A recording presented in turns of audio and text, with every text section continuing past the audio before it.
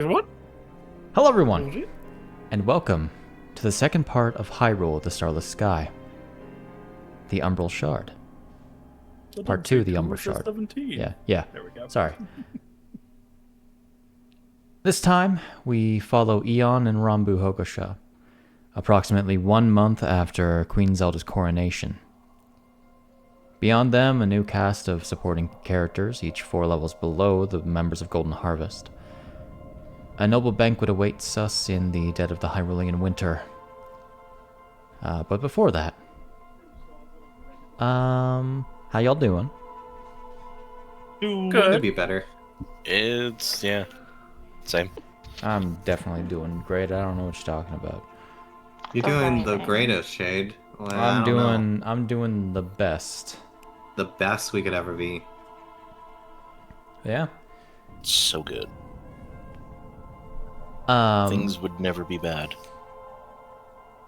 I have about half of a recap of like campaign 1 in terms of Eon and Rambu figured out. But I only have half of a recap for that. Yeah. So attention I'm elsewhere. So in effect, in session 1 of Prisoners of the Void, we discussed the story of Lyn and his experiences, much of which carries over to Eon and Rambu. Eon was with Golden Harvest from the beginning, being an awakened machine with a living spirit. Along with his allies, he helped find the Golden Shard on Hateno Island, faced the direct dangers that followed, halted Stella Karnstein's vampiric plot, and witnessed his own truths in the trials of the Arbiter's grounds, liberated Crescent Moon Cove from a dread pirate's rule, and ended Manellan's draconic reign of terror.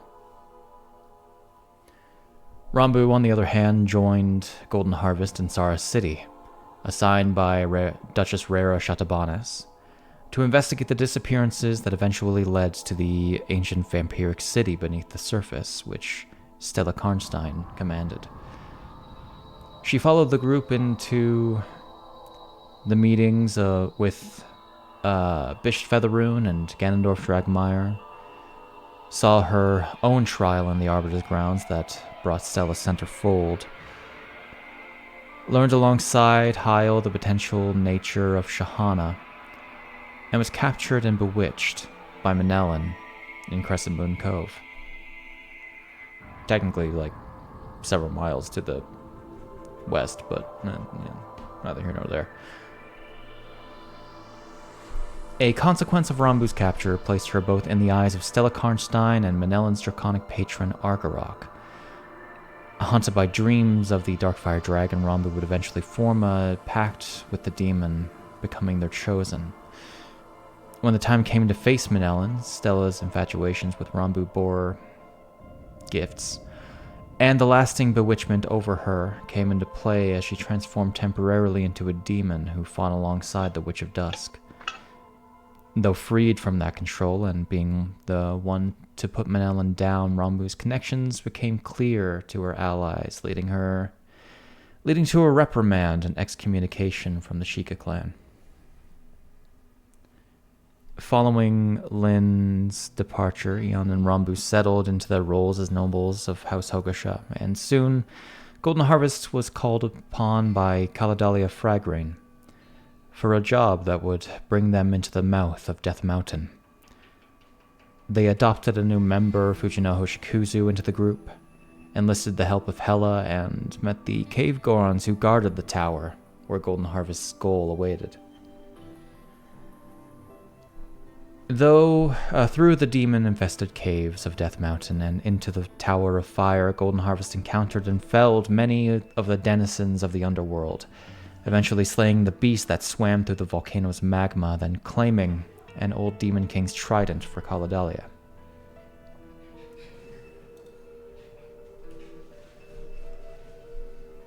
After that point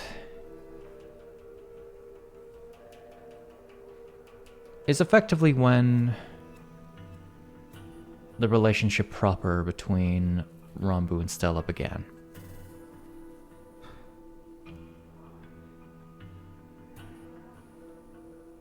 Then, only a few hours later, or not a few hours later, sorry. Perhaps only a few weeks later, on the day of the first snowfall,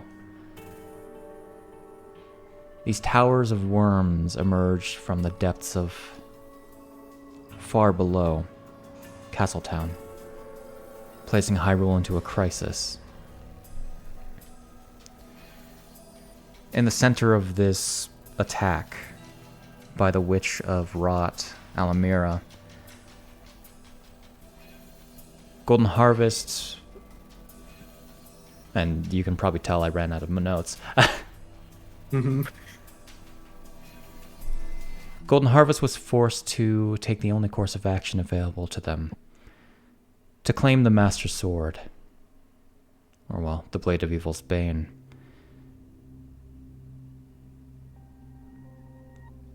Meeting who they thought was Link there, they eventually traveled into the Sacred Realm, beating whatever trials that were before them, and Tile became the unchosen hero to claim the blade.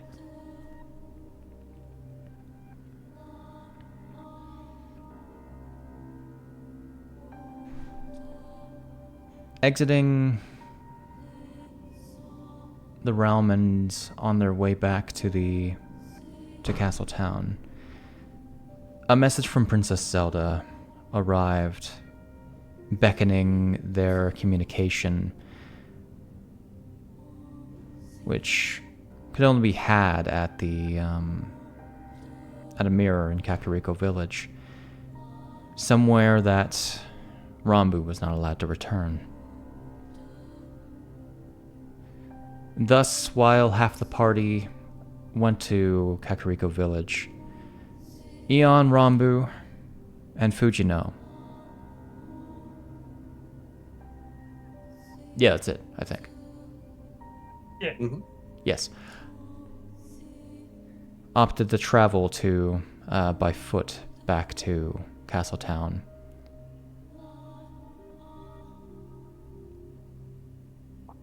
On the way there, Fujino encountered some, I'll say, ghosts of the past, and the group also met with a Sheikah monster hunter, Tama. And the Fujino thing is a whole thing, so we're going to skip over that for now. Yeah, we'll get to that eventually. When that chapter happens. She met She has her own chapter to recap that on. Mm-hmm. Yeah. Eventually, trademark. Same as the first, but reversed. Ultimately, Golden Harvest reunited in Castletown, ready to face the various worm towers and their titans. With added a companion, Tama. With Tama. Tama's there too. Me, I'm also there. And Stella's gift during the snowstorm. One. It's crazy.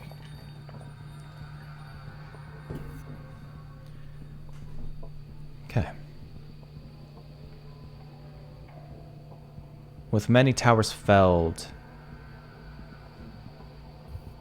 a betrayal handled on part of the wizard Agras,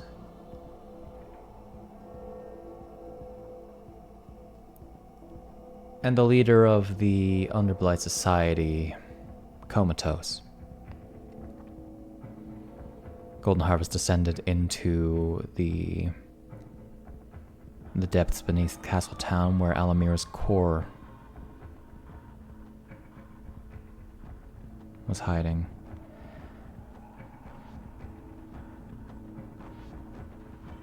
A tough battle awaited them. A king was dead. The princess fuming. Ultimately, it was words that took out Alamira.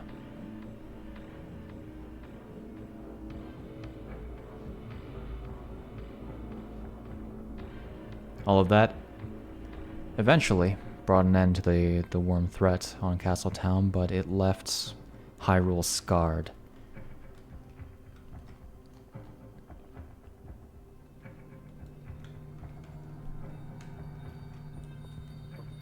A couple weeks later, the Queen, or well, the princess became the Queen. Oh my god, an actual Queen Zelda, not just Princess Zelda, but Right? actually still the... I know, right? Just change your name now. Damn. Can't be Queen Zelda, only Princess. Yeah, I'm True. Queen Zelda in...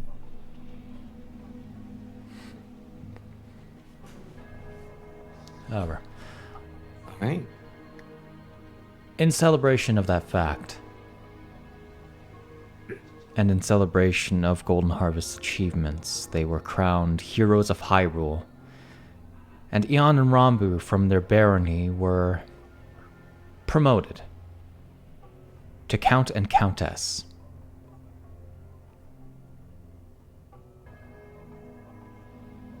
But since that day, Golden Harvest has split. Fujino brought Tama to head to Orikai. Hyle travels the country.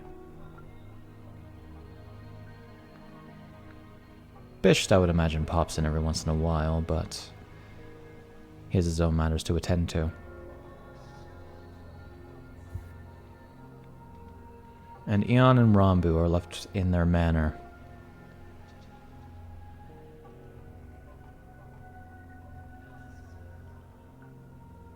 And now is the matter of what it means to be such high-ranking nobility. As we're gonna swap over to the right screen. That's 212 things in there. Oh my. Oh my god. That's a lot. Oh, A right, lot of things. because I did that earlier. 212 number. Yep. That. Okay. But before all of that, Hey, Shane. what is it? My AC is wrong on the little I don't snippet care. on Neon. Okay, cool. Get obliterated. Damn. Get fucking obliterated. Suffer. I will fix any issues later. But there. I did yours a while ago, man. I know. Keep messing with you. Okay. Here. I'm actually gonna go ahead and blip. Get that all out of here. Before anything. Thanks for getting rid of the console skips I tried putting in but failed earlier. Rambu. Oh boy. It's the night before the expected arrivals when all of the attendees should be approaching, should be arriving in Trowermaid.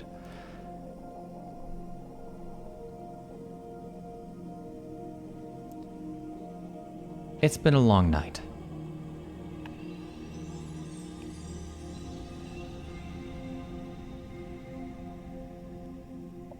You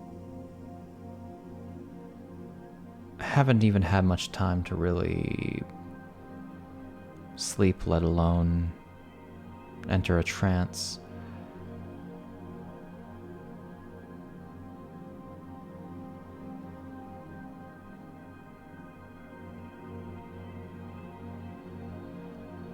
It's not unusual for you at this point, having yourself imbued with demonic energy.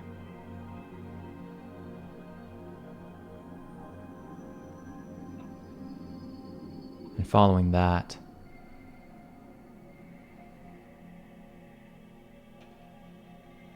you're later in bed.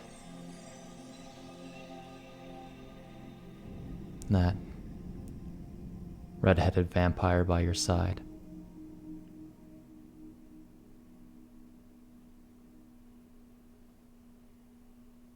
Normally you wouldn't fall asleep. Not now. Today's different, though.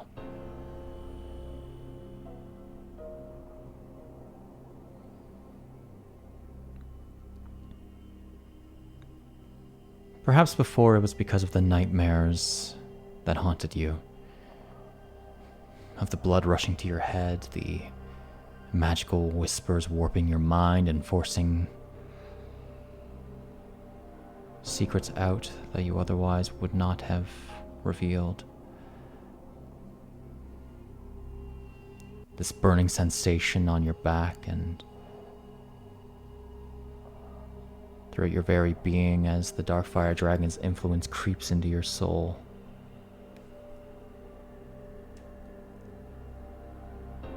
It only began like that today.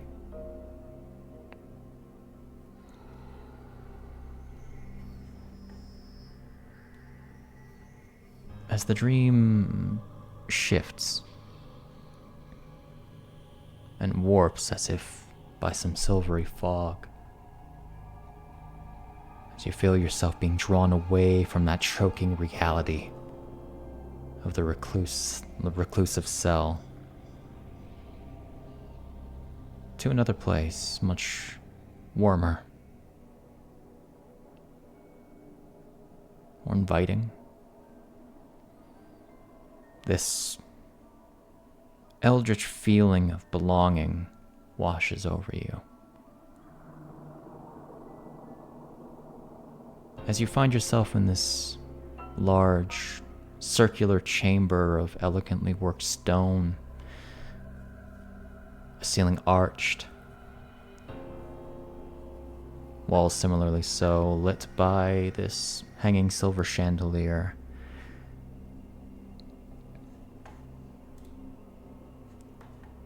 The center of this chamber, you see this rather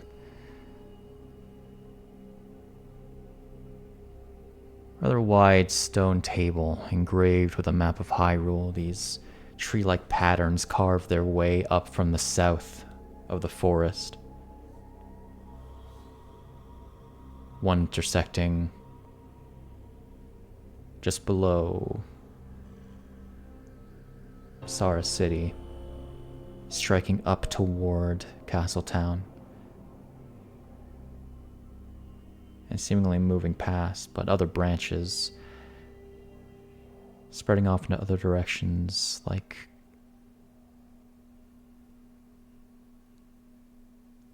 a strange web.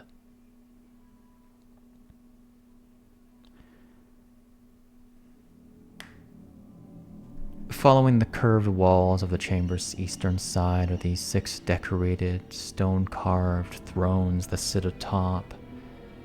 These tall, 10-foot pillars that overlook the eastern side of the chamber.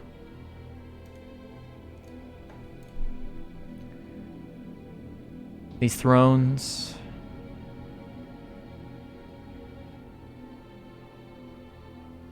only 4 of which are currently occupied.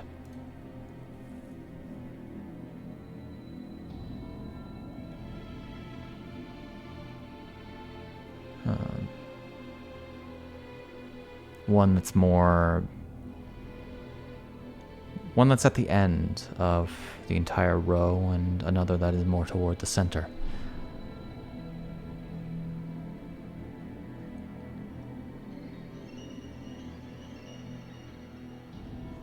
Upon those thrones are 4 women.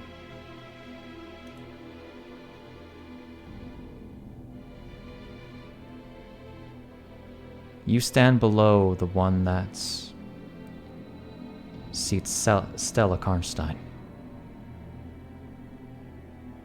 appearing deceptively elegant.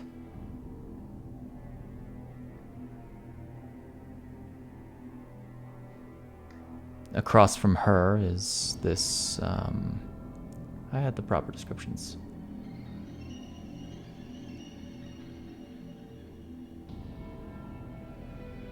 Where'd they go?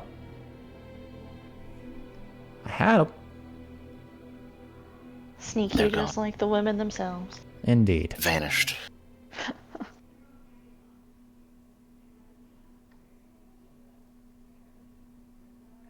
Interesting. Okay.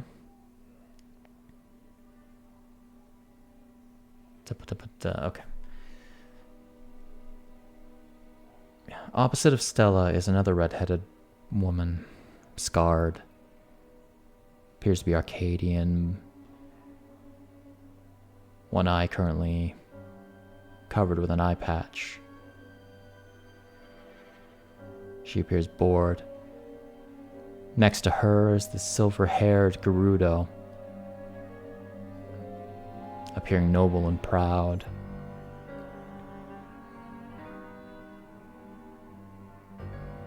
You recognize the fourth one.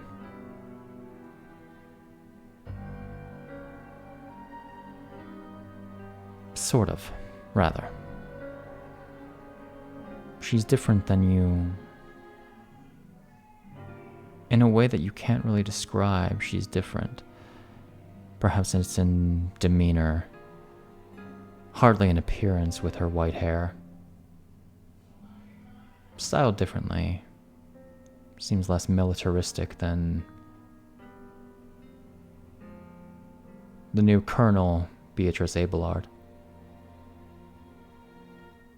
She appears confident.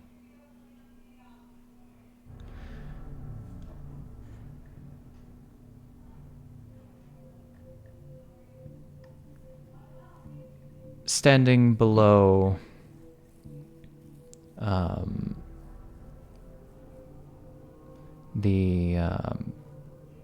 the one who looks like Colonel Abelard is this impossible to read armored figure. The plating itself appears to be of Gerudo make.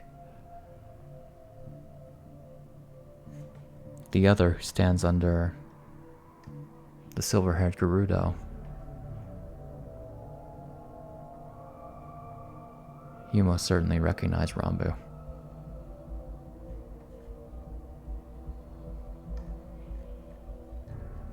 As you see Somna Miracina.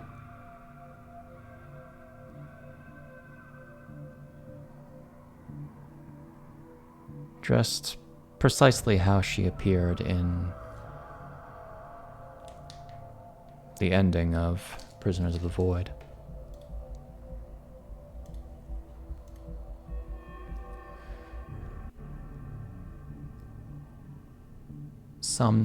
Somna reflects your gaze, Rambu. And I assume you haven't been saying anything. Just to make sure. Nah. Yeah, no, I'm still here listening. Just making sure. Staring back. There's this sad look. First of confusion, then resignation. Seeming to understand both of your rather precarious positions.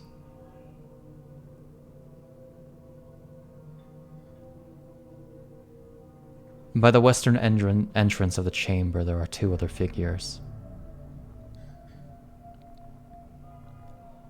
Both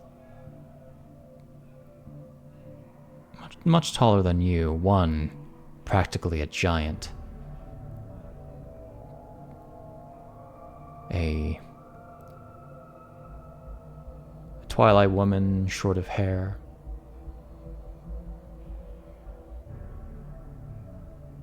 And a tall Gerudo man with olive skin.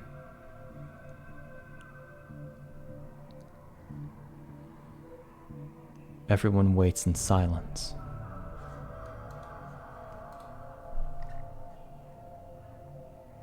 As someone has yet to arrive.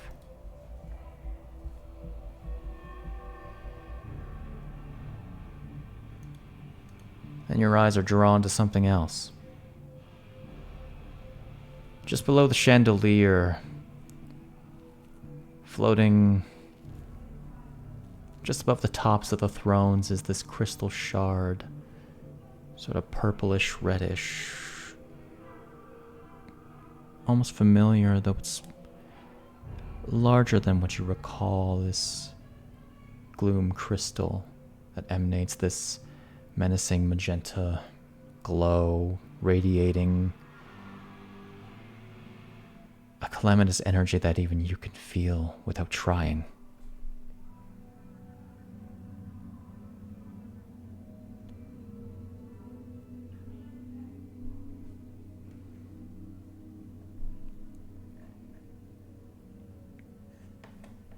After that point, these wispy shadows begin to swell along the surface of the centermost throne, which stands above all the others. It forms into the shape of this Hylian woman.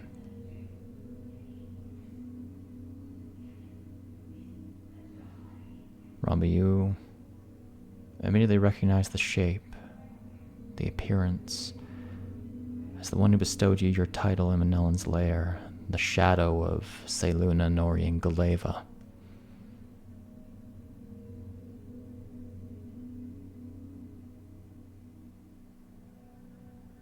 After a brief pause, the silver-haired one is the first to speak.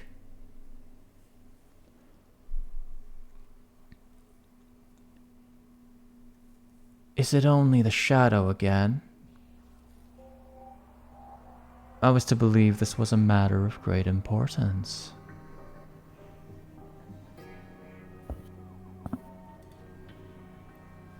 The speech was met with voiceless ire from the white-haired knight.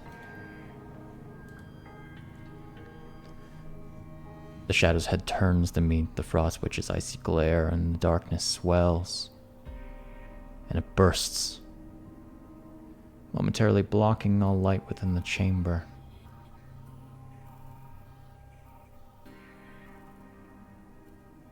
And when it all returns,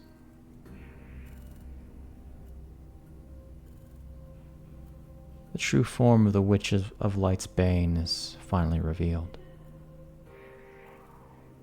An appearance that you, unfortunately, know quite well, Rambu. As the recently appointed mage of the Queen's Court and an ally to Golden Harvest, Kaladalia Frogreen.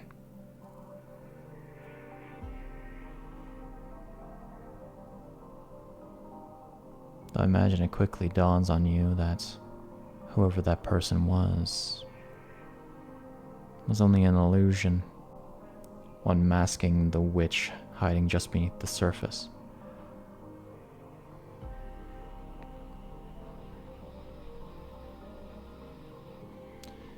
Seluna glances down toward you, Rambu, meeting your gaze with a look of recognition,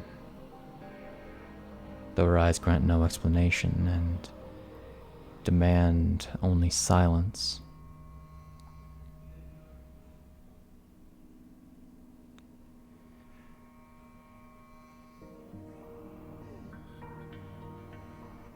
Centering herself, the witch finally speaks.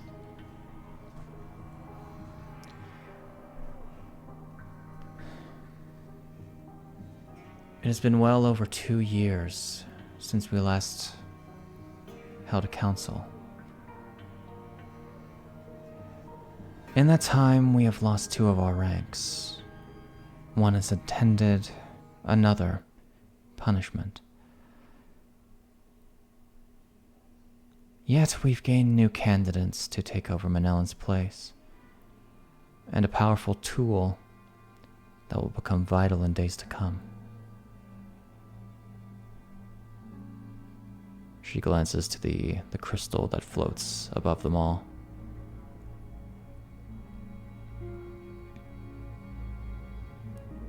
Hyrule's new dawn under the fair queen's rule will far sooner become dusk, well in time for the blood moon's rise.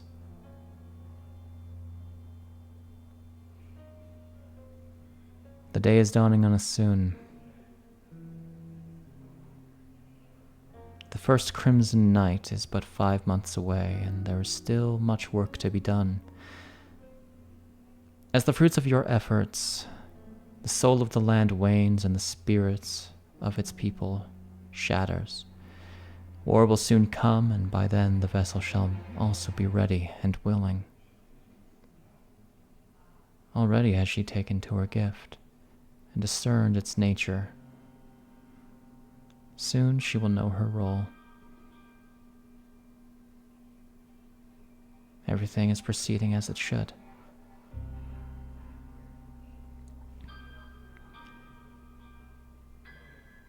But that leaves one important matter. A spot here lays empty, one that needs to be filled. For my needs, for the will of the calamity, there must be 6 of us, of the chosen. And for that reason,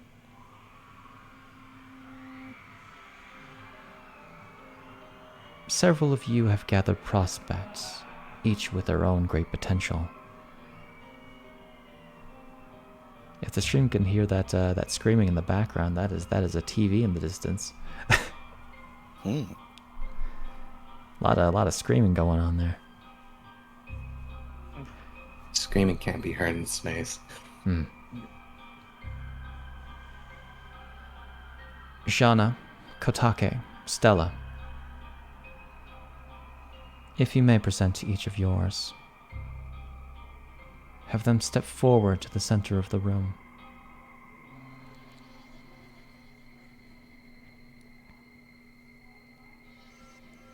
The white-haired warrior, is named Shana, proclaims, Mira, Witch of Lightning, Grafter of souls, flesh and steel. The armored one steps to the center of the chamber. Next, the silver-haired Gerudo, Kotake, speaks. Samna Delavark Miracina, Witch of Twilight, heir to the throne of the divine speaker.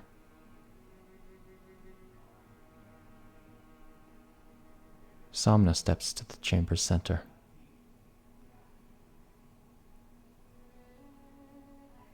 Hesitantly, of course. And finally, Stella proclaims, with a smile, Rambu Hogo-sha, Witch of Dark Fire, bearer of the demonic dragon spirit.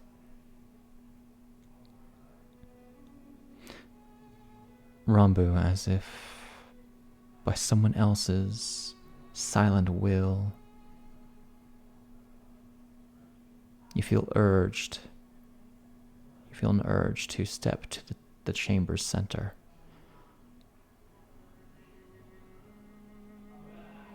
We'll do the big stepping. You step beside Samna.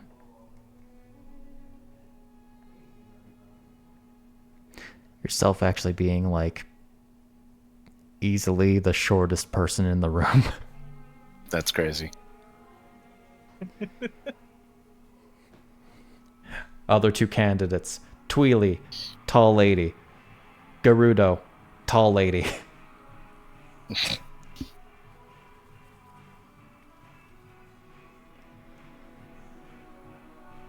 Once all 3 stand before the council, Seluna continues. For your actions and willingness, I appeared before each of you in shadowed form and bestowed a title that I believed most fitting.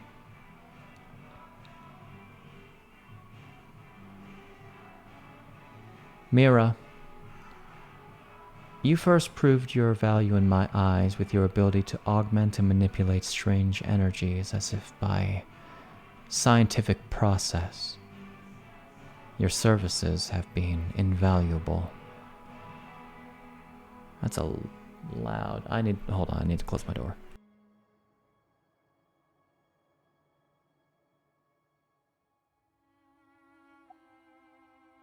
Close this magnificent mansion door.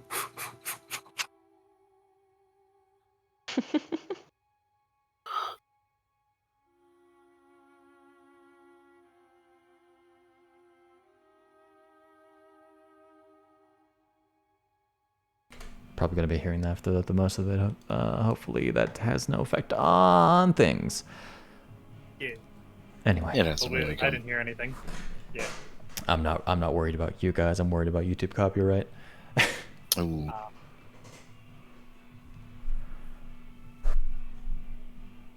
Somna, you had shown dedication and drive even when being manipulated, dictated by your own advanced understanding of the will of fate, even if your own ambition toward the cause is lacking. And Rambu,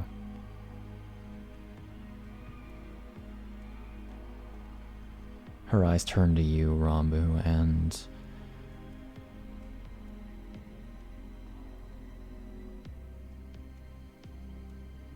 although those green eyes, that face is more than familiar,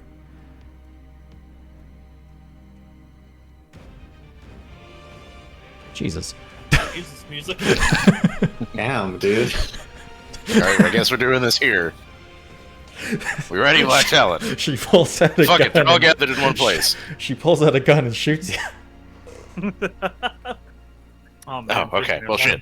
It's time to join us at the game. Man, I understand why Fujina went to Oikai now.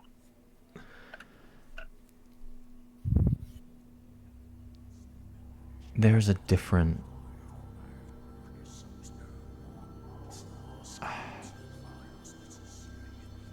a different person behind those eyes.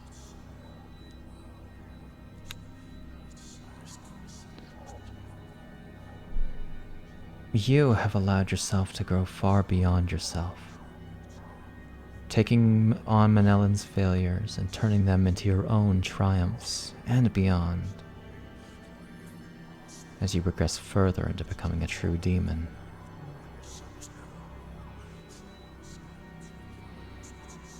She sits back,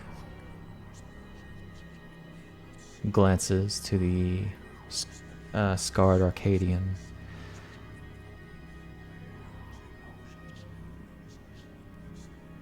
You will notice Koume's lack of a prospect.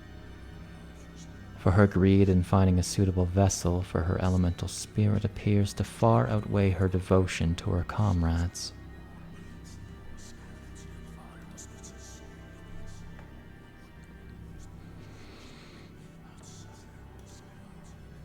There's a notable attempt to hide any reaction on who you now know as Koume.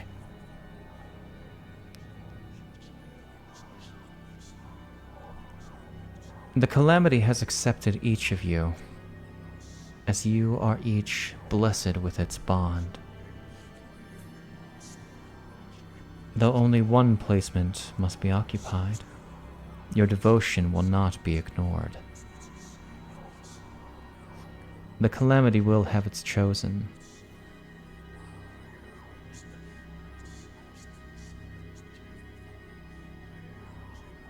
And as chosen, you will define a new name for yourself, beyond that which I've given you. But first, you must earn its favor. And for that, you must earn the blessings of its chosen.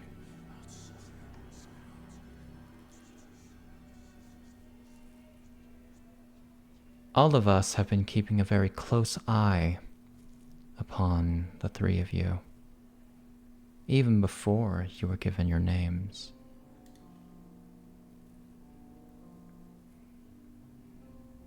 Every monitorable action may sway our decision to give you a blessing.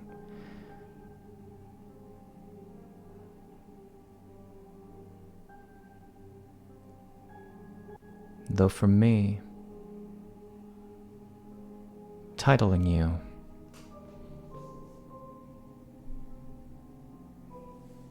is an assumed benefit.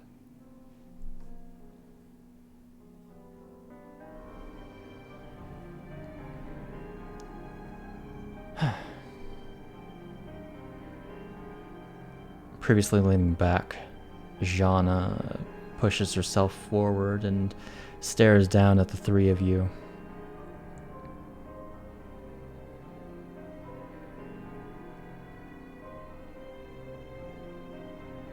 For the most part, I've been pretty impressed. Mira, of course, you've earned my favor, just by virtue of being my prospect.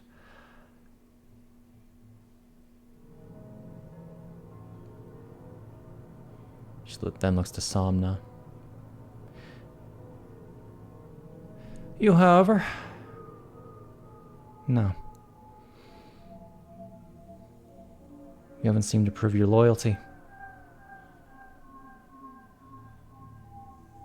Not truly.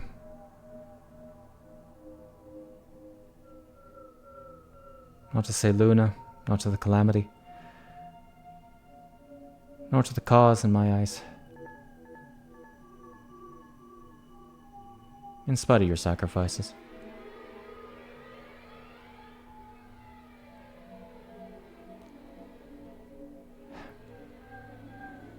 She looks to you, Rambu. There's a slight smirk. The slightest bit of recognition.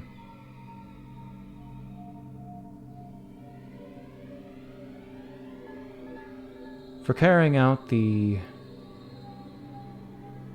execution of Manellan that I ordered, and for allowing yourself to grow stronger through demonic power, and for your continued,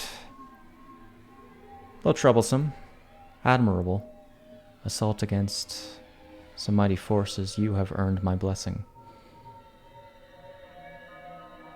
Darkfire.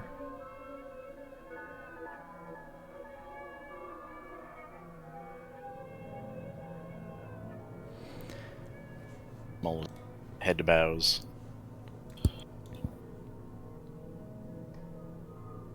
There are a couple of things that you will get after today, by the way.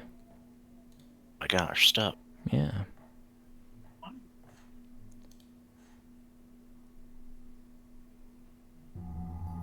Jana gives a keen smile and then leans back again.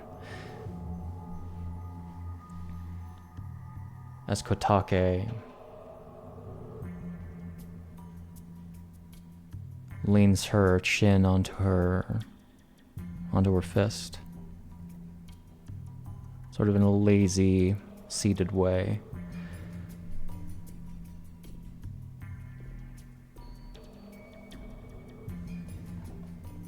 Of course,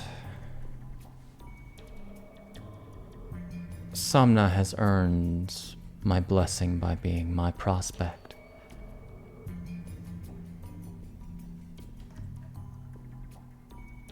As has Mira, by shifting the fates of many lives and making them into something far greater than the world's original plans for them that fate would ask of them.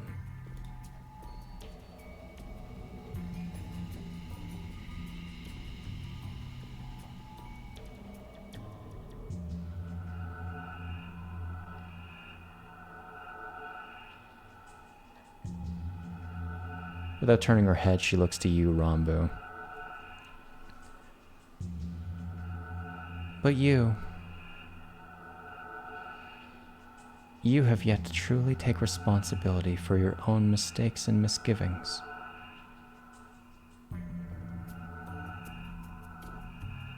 For that, you have not earned my blessing.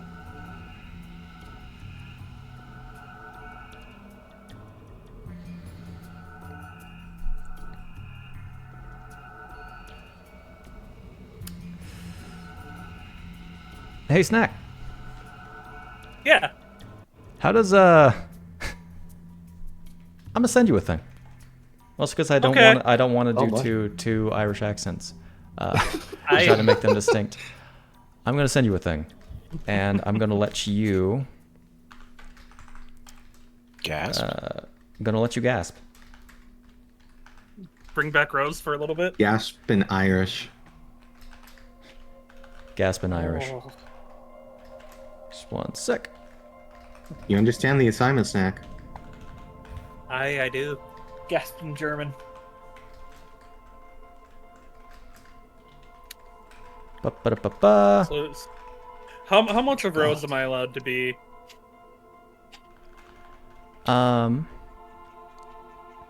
She's not really there, Mhm. but aspects of her her voice. personality have like might still be there.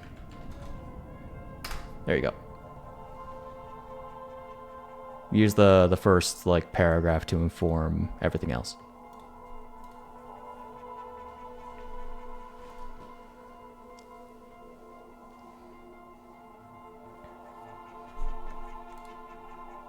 For that last one. Hmm?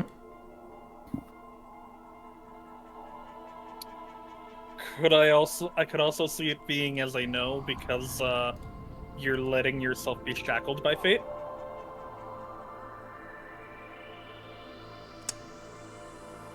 It is still a yes Letting it in dic- this case. Mira. I do agree with my sister. You are too good of a prospect to give up. You do what you want when you want, and you don't let anyone else tell you what to do. And I can greatly appreciate that. You have earned my blessing.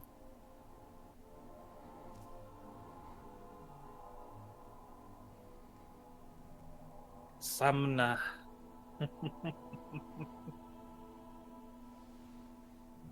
Your willingness to push forward in spite of fate and take the leaps it desires with only a passing glance at the consequences has earned you my blessing as well.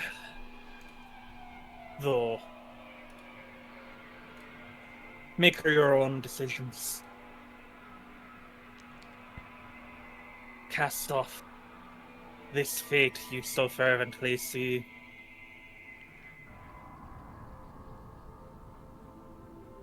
And you short, cute little thing, muscling in on my turf.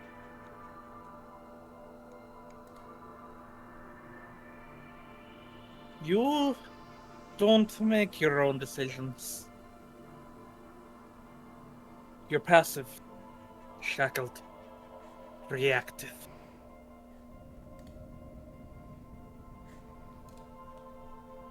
You only came into this power by accident.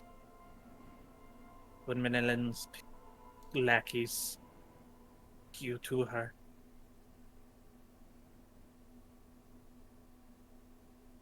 Make your own decisions, dearie. Let that fire burn in your own way. And until you can, you have not earned my blessing.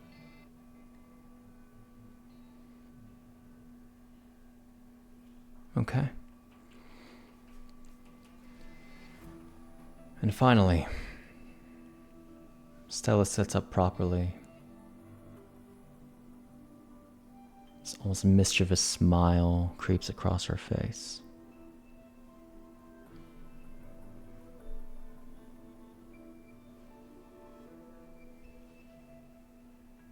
Consider that I very much play favorites.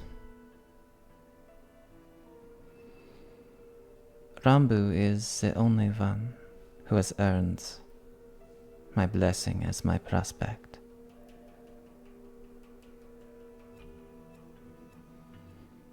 Mira, you have not.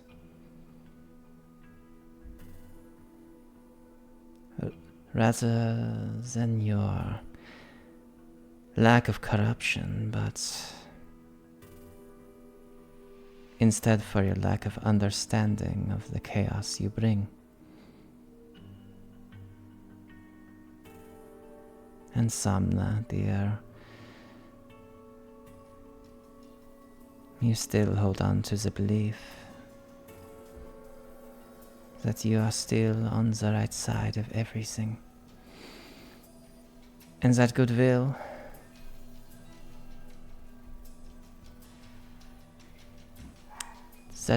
will triumph, prevail as the cycle of fate demands.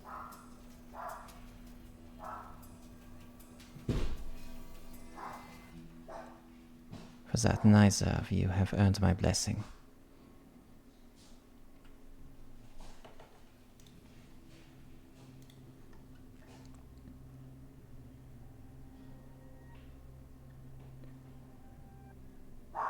With all four stated, Seluna closes her eyes for a moment and looks down at the three of you, saying,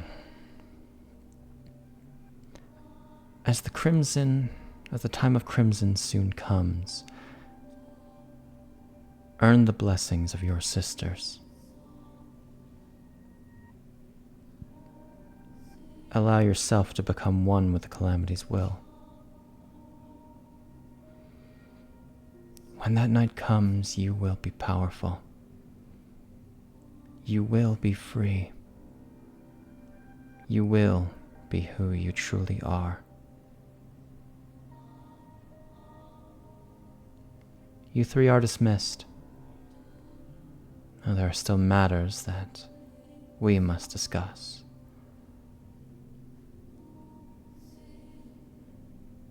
How your little pet went and abandoned you, Seluna?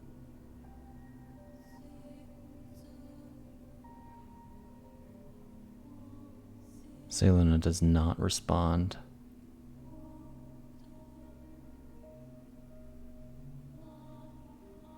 Rambu, to you, Stella nods,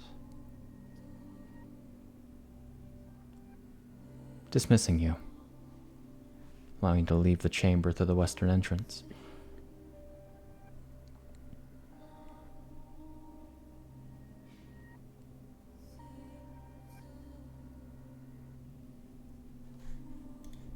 Do you do so? Oh, I was being, we'll linger for a bit and then go. Okay. You note the Tweely woman follows Somna. But the tall Gerudo man, this giant, who up until this point has had his eyes closed in a very calm expression, opens them and glares down at you as you pass by. If the six are meant to be the chosen, then why is it that this Seluna hasn't a trace of the Calamity's essence within her? What say you, Avatar of Argarok?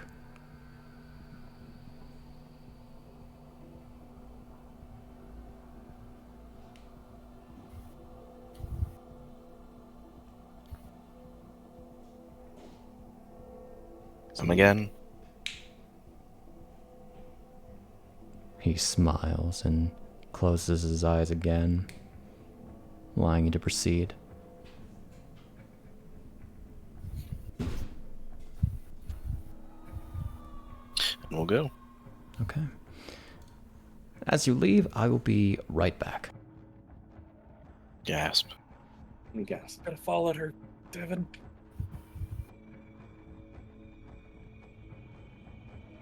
Should have talked to the gal. Don't worry, we'll do some sending later. Frantically texting after you leave the room. It's like, hey yo, what the fuck was that, man? You get a reply, tell a living soul and I'll kill you in your sleep. Bro. Try me, bitch. Well, that doesn't sound like Somna at all. Yeah, exactly. It's not the first time Rambu has gotten taken advantage of because she could not stay awake. True. That's crazy.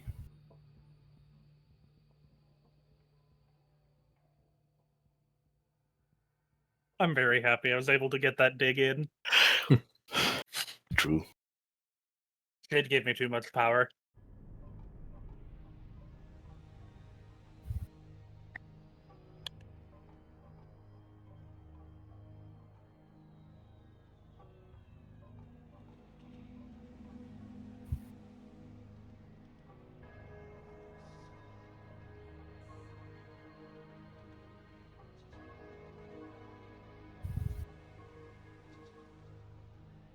Wait for a second. I drank through my entire cup of water.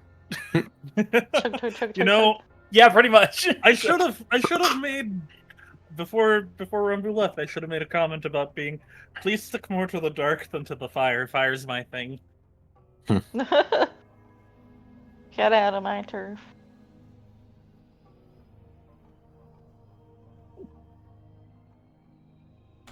I'm back. Welcome back. Okay. Could I have Rose say one more thing as Rambu's leaving? Oh. What would that be? Rambu dearie, make sure you stay on the dark side of the dark fire. Don't appreciate you coming into my turf. Okay. It's my theme. You can't have any of it. That's why Seluna says, like, they get their own titles later. Listen, it'll be her thing if I usurp her own. It's fine. Won't be her thing if I just take all the fire from her. Damn. Exactly. You damn. Consume the fire elemental. Honestly.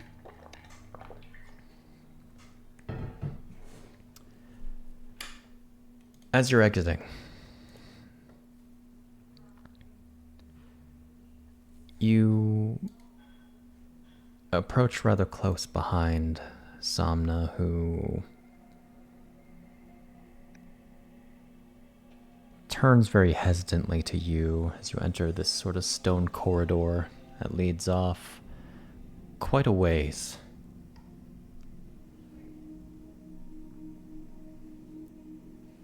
That other woman is with her as well.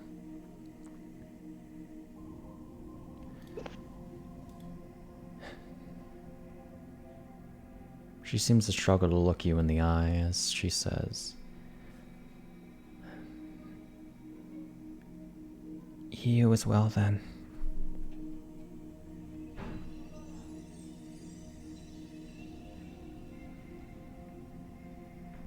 Yeah.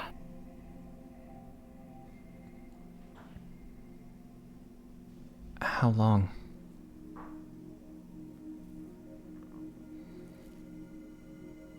How long has it been? At least a couple months. Right before she went back with Lynn. Yeah, so it has been like going on 4 months, I think.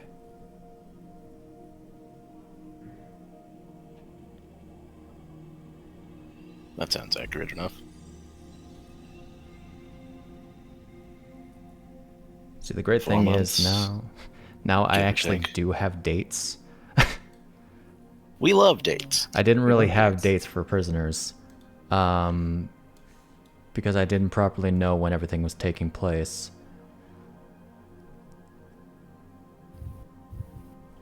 I think, like, yeah, about 4 months is probably accurate. Anyway. I see.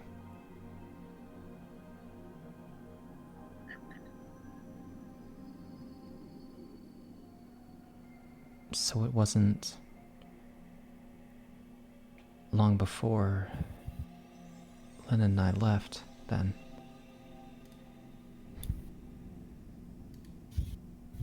It was basically around the same time. I see. You seem different.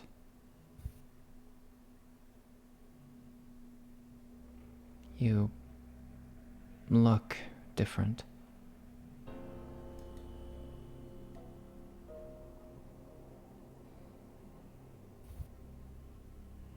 You feel different.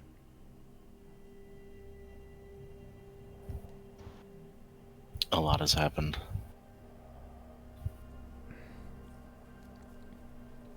That I didn't want to happen.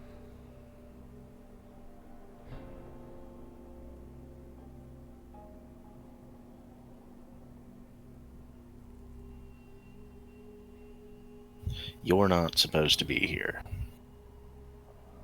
I know.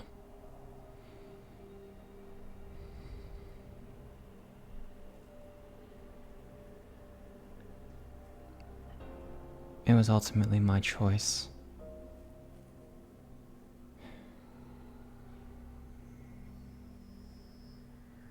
Lynn knows, but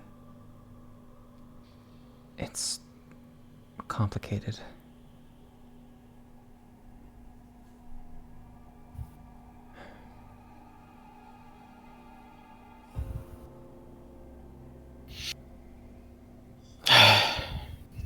A lot has happened. On my end, too.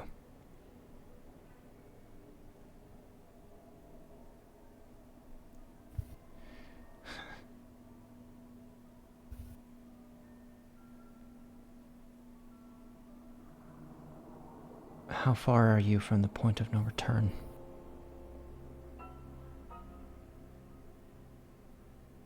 It's hard to say.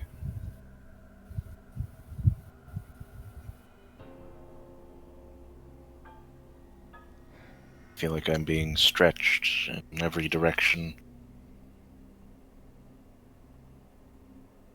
And what do you want?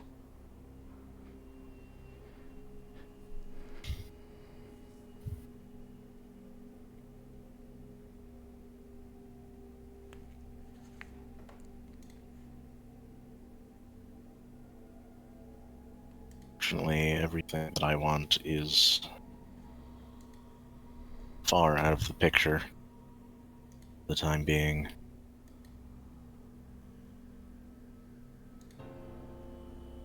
I have to reevaluate some things now.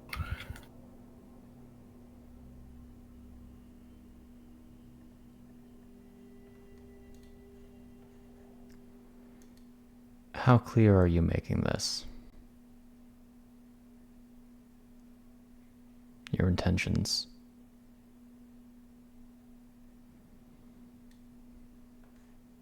Let's say like halvesies.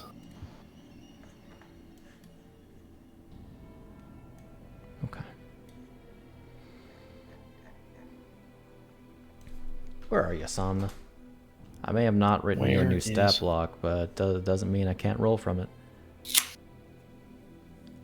Go Somna, go Somna, go. Go Somna, go Somna, go.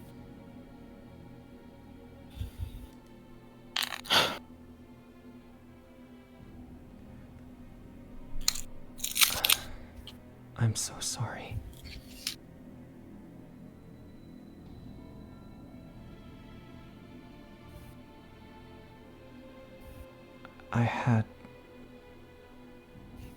I should have known.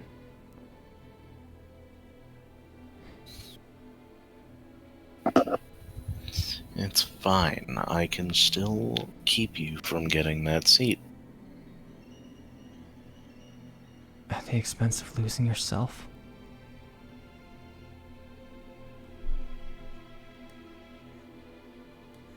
Maybe.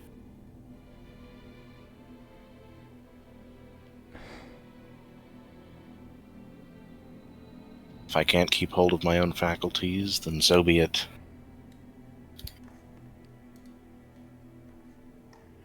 This is one of the only ways that I can get what I want in the end.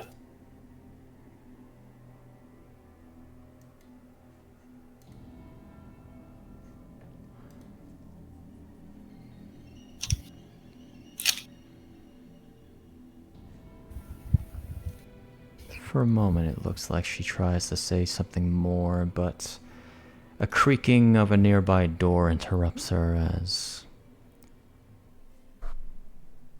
the door to the council chamber opens. And both Kotake and Stella walk out. I'm sorry.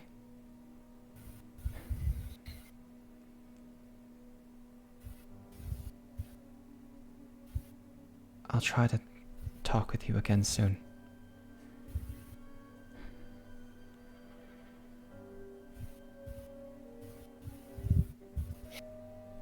She will, unless she is stopped, move on back to Kotake. Stella waltzes over to you.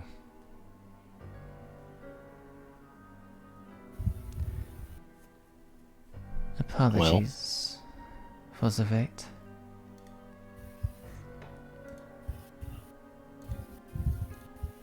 She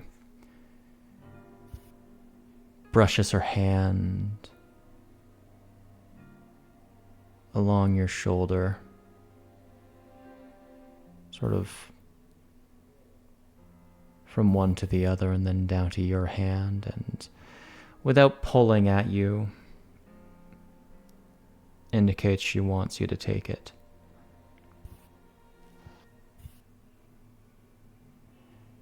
I have something to show you.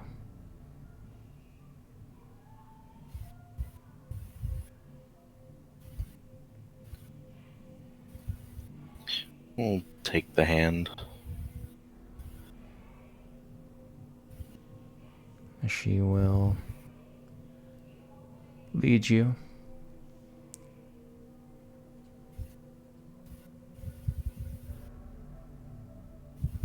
There's a gift that I've been wanting to give you. But the time hasn't been right until now. As you are led through many passages and stairways, corridors. This place is so unfamiliar, it's like a maze.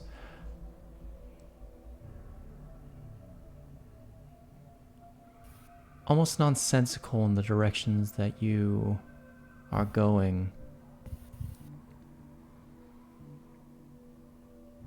You quickly understand that not every exit, not every corridor, stairway leads to somewhere else. In fact, it might even lead into itself.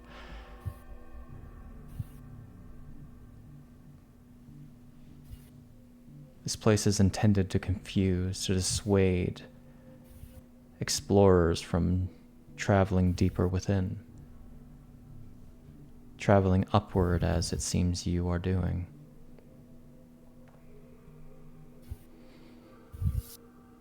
I should explain to you, Rambu.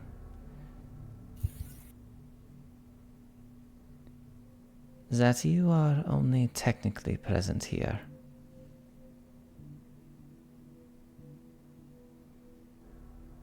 In truth, your true body was left behind in your bed, while the you that is here is rather your spirit manifested. What do you call it? Like akin to an astral projection, but for those of your disposition.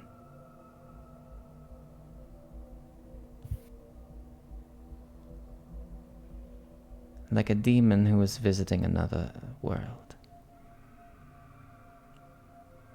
Truly, if I were to strike you down here, you would simply awaken again. little difference.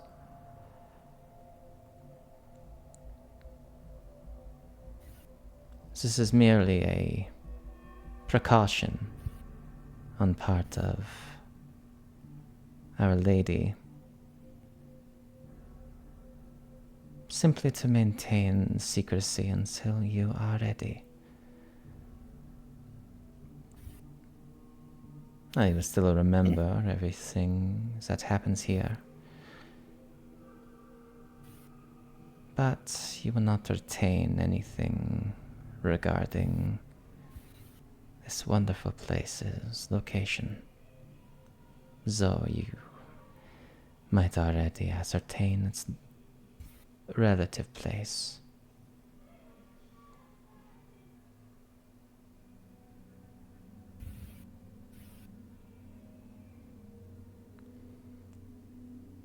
She continues leading you. Do you have anything? I'm surprised that you can tell where you're going at all. We are all attuned to this place. Strange it may be,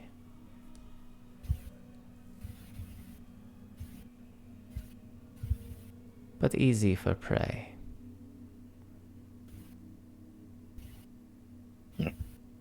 For the rare traveler that comes here, they never make it up the first few floors, however.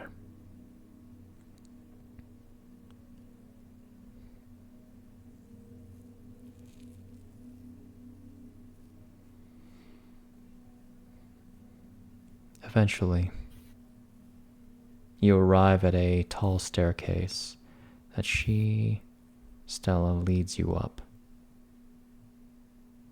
Almost daintily holding your hand by this point. As she turns back to you, you feel a shift in the environment. Previously it was warm, now it's slightly chilled, more like an autumn day. Strange for this time of year.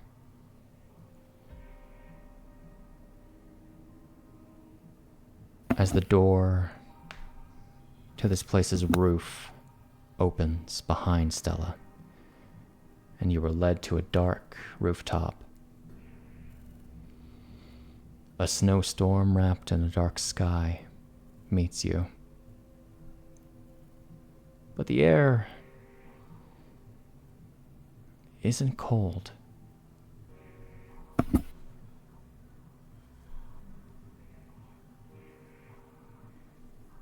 She lets go of your hand and walks forward closer to the edge.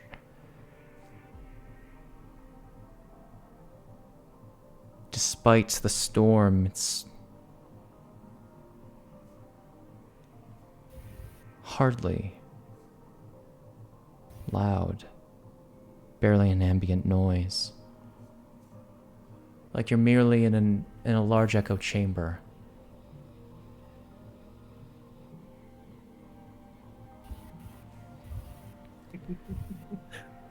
Sorry.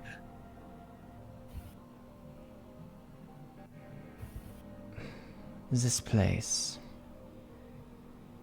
a long time ago, was designed to pierce the sky, allow mortals to reach the heavens without passing on.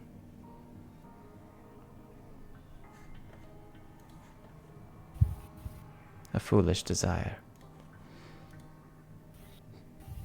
In truth, it passes through the cloud barrier,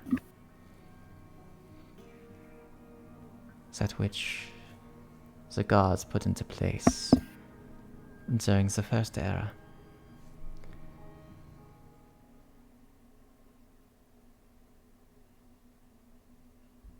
At that time,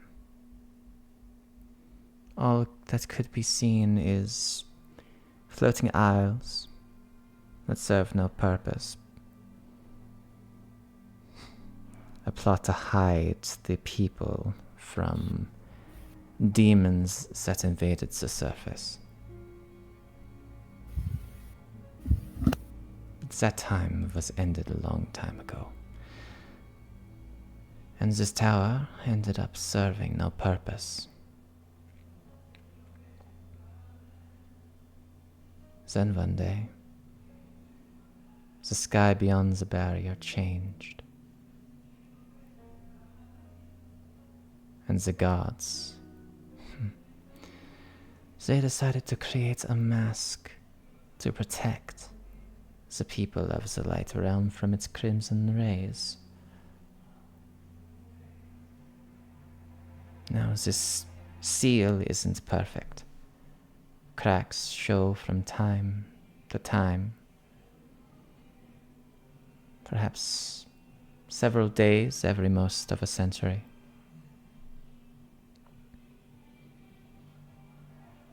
You would know this phenomena as the blood moon.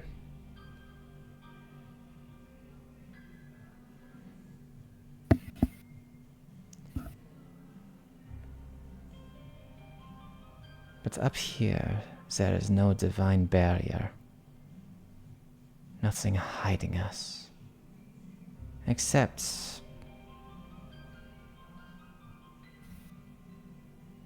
when there is a necessary convenience. As she turns to you and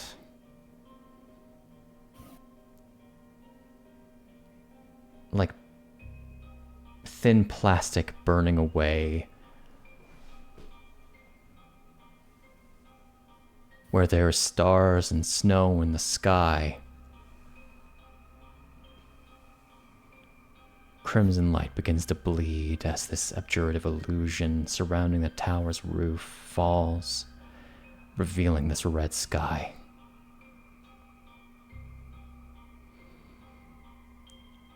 Behind Stella, giving her a magnificent, menacing glow.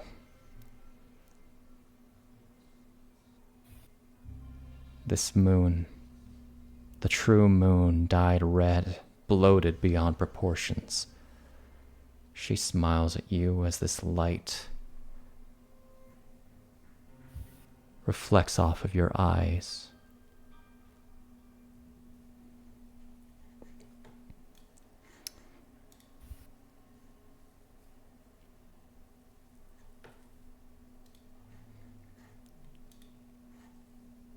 I need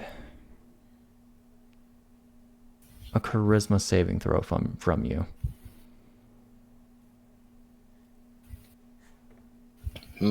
Let's get that save.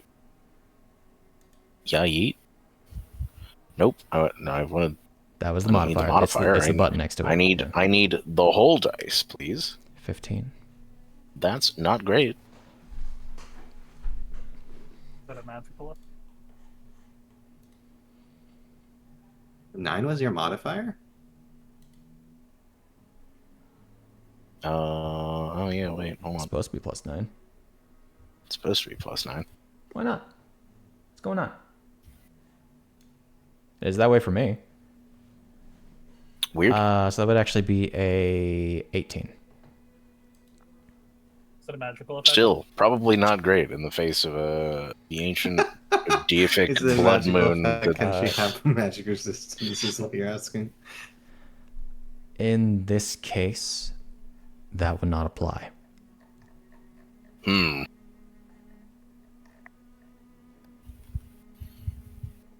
Guys, I don't think I succeeded this one. No. Just Probably do not. better next time. Yeah, I'll try. Yeah. That's all you can Rambu. do. The very sight of this crimson light. Technically, she would actually make it with disadvantage for reasons. Oh boy. Oh, But magic resistance would actually cancel that out.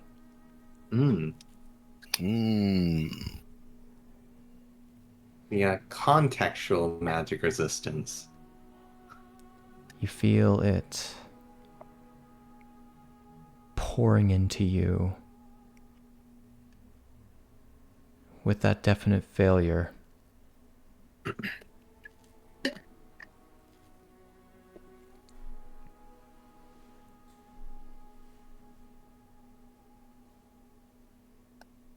it fills you with this strange elation as it grasps onto you, onto a deep part of you, clawing into you, but you welcome it.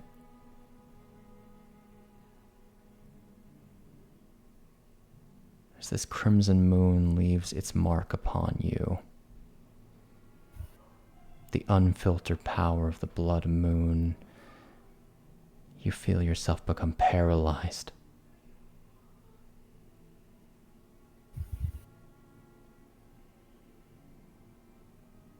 You're no longer looking at Stella, but at the monolithic figure behind her.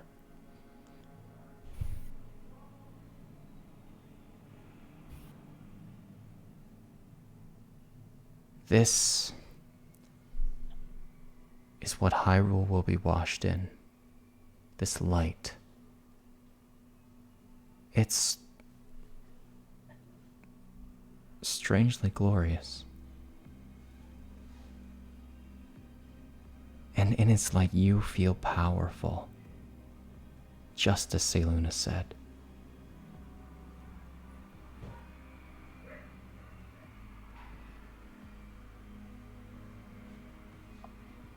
And as Seluna begins, not Seluna, sorry, Stella begins to slowly approach you, you feel, as you can't seem to rely on your own constitution,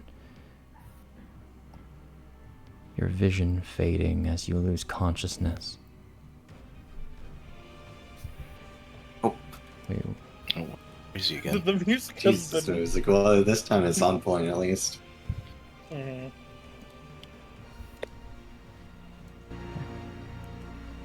And Rambu, Actually, music.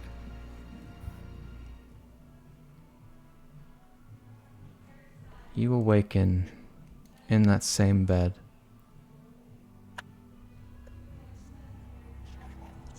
Of course, not the one that everyone else knows, but you are alone.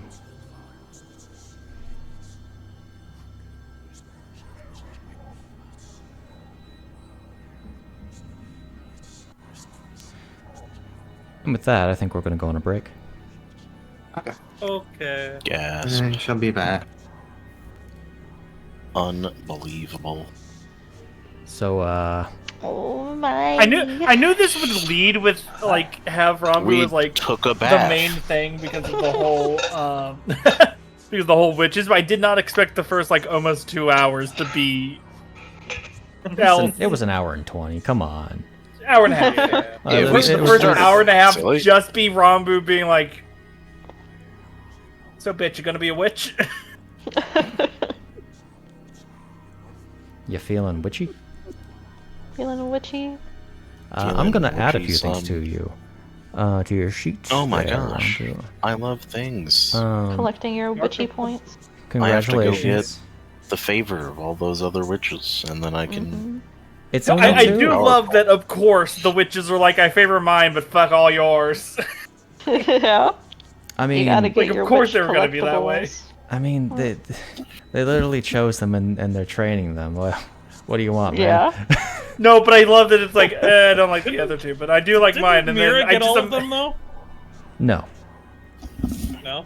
No, Mira. I imagine Seluna being like, oh, fuck, Mira didn't get goddamn it. Kotake's. Yeah, Mira's only missing one, and both Stella and...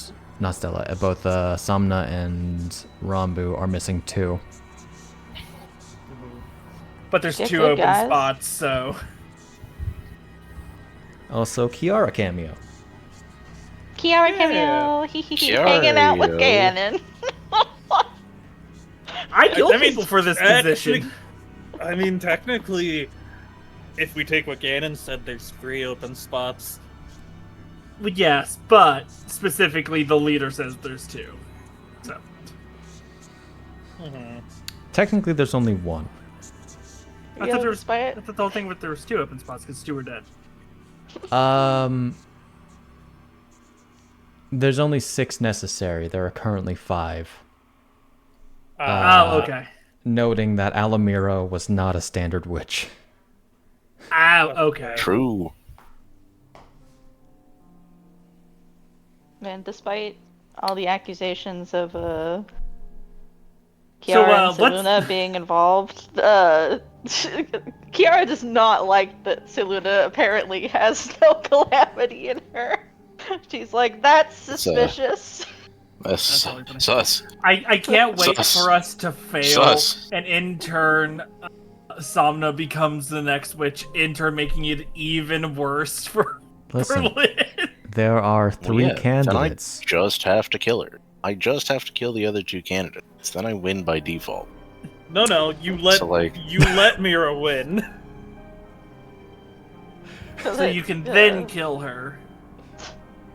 You let Mira win, because then neither you nor Somna have to be the last witch. You see, you gotta kill Mira. You gotta kill Mira, and then like somehow purify Somna. I'm sure like Shahana's got a plan. Shahana's like, what are you talking about? I'm the queen of the other world. I am not paying attention to that stuff now. Phone a friend. Okay. I am interested to see how Rambu broaches the subject when Fujino returns. Hey, well, the answer is you will not did you know that your girl? Did you know that your girlfriend is the witch? No, you Yeah, know what it is? like It's the reverse. It's Fuji's like, okay, guys, I gotta tell you a secret. We are in the final area. Seluna is Caladelia, and Rambu goes, Yeah, I know. What? And then Fuji also goes, yeah, I know too. No. Fuji's the one being, I gotta reveal something to you all. It's been weighing heavy on my heart. And then and then Rambu's like, yeah. Yeah, that's old news. Rambu, I know I have no ground to stand on when it comes I know, to... I've talked to her personally. What? she's been ghosting my sending scrolls the entire 4 months I've been gone. You've only been gone a month by this point. The joke is by the time we come back and she has this. Yeah. Fair. Yeah. Okay, so you already have Stella's vampire kiss from her benefit. Yay.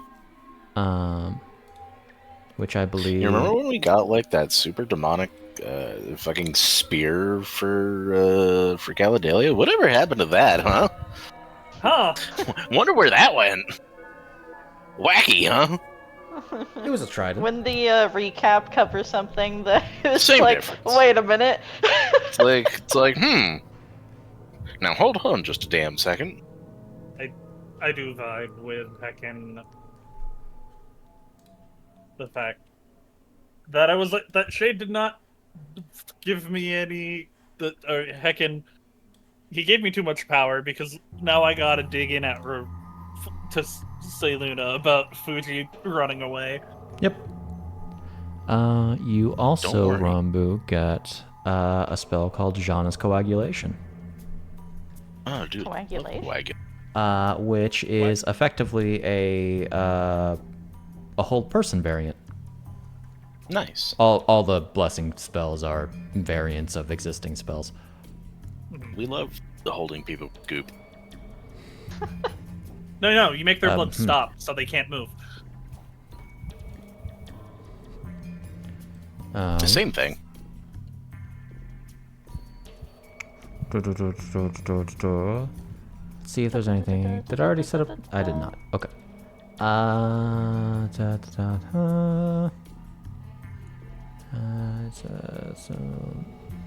Oh yeah, this one's rude. DMGO. Which I mean, hey, So, cast the spells you were gifted. Come on, do it, coward. Do it. Yeah, what do I gotta do to get a vampire kiss from Rambu? Be female. heckin', Who knows? Great question. what else? I appreciate how someone's like, wait, oh, you did this for me. Now I feel like an asshole. You did this for me, and then Rambu internally is like, what are you talking about? I did this for myself. Yeah, I did it for you, of course. Definitely, for sure. Guess I gotta kill you now. Yeah, so I'll make the rules. Argroth, you don't have to kill her. Oh, Argroth told me how to kill you. Listen, wait. Plan A was become witch. Plan B is, well, guess you gotta die now. I would have liked the idea that Argroth is not all for this witch shit and just like, no, don't do it. Let that mirror chick do it. And kill her. Argroth's like, I don't like them. Don't do it. This feels sketchy. I lost one of my. Oh god, what was Marilyn? I've lost 2 of my avatars to thank that you. lady's husband. I lost 2 of my avatars to this weird fucking cult. Don't do it. Specifically at the hands of that one's husband. So please. in fairness, Well, technically, one of them was also by the Yeah, hands of I was gonna say. Rambu. Varilla had nothing to do with the Chosen of the Calamity. It was their plan that led Lynn and everyone there. Yeah. She's abstractly related to everything. But it's not that Argarok wants you to fuck with the witches. It's the fact that he's like, her husband has killed my avatars twice. I've Well, got one of beef them I wanted. specifically with that one. Actually, technically, both of the avatars by the time they were killed were not wanted by him. That's fair. Them. Them. Sorry. Yeah, I'm interested to see what that sending's gonna be. I swear to God, Lynn, this is the 3rd sending that. Oh, hi, Rambu.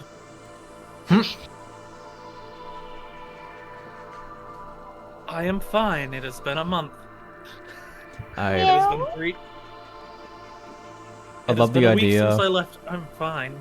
I love the idea of it being like a phone call, like pre-caller ID,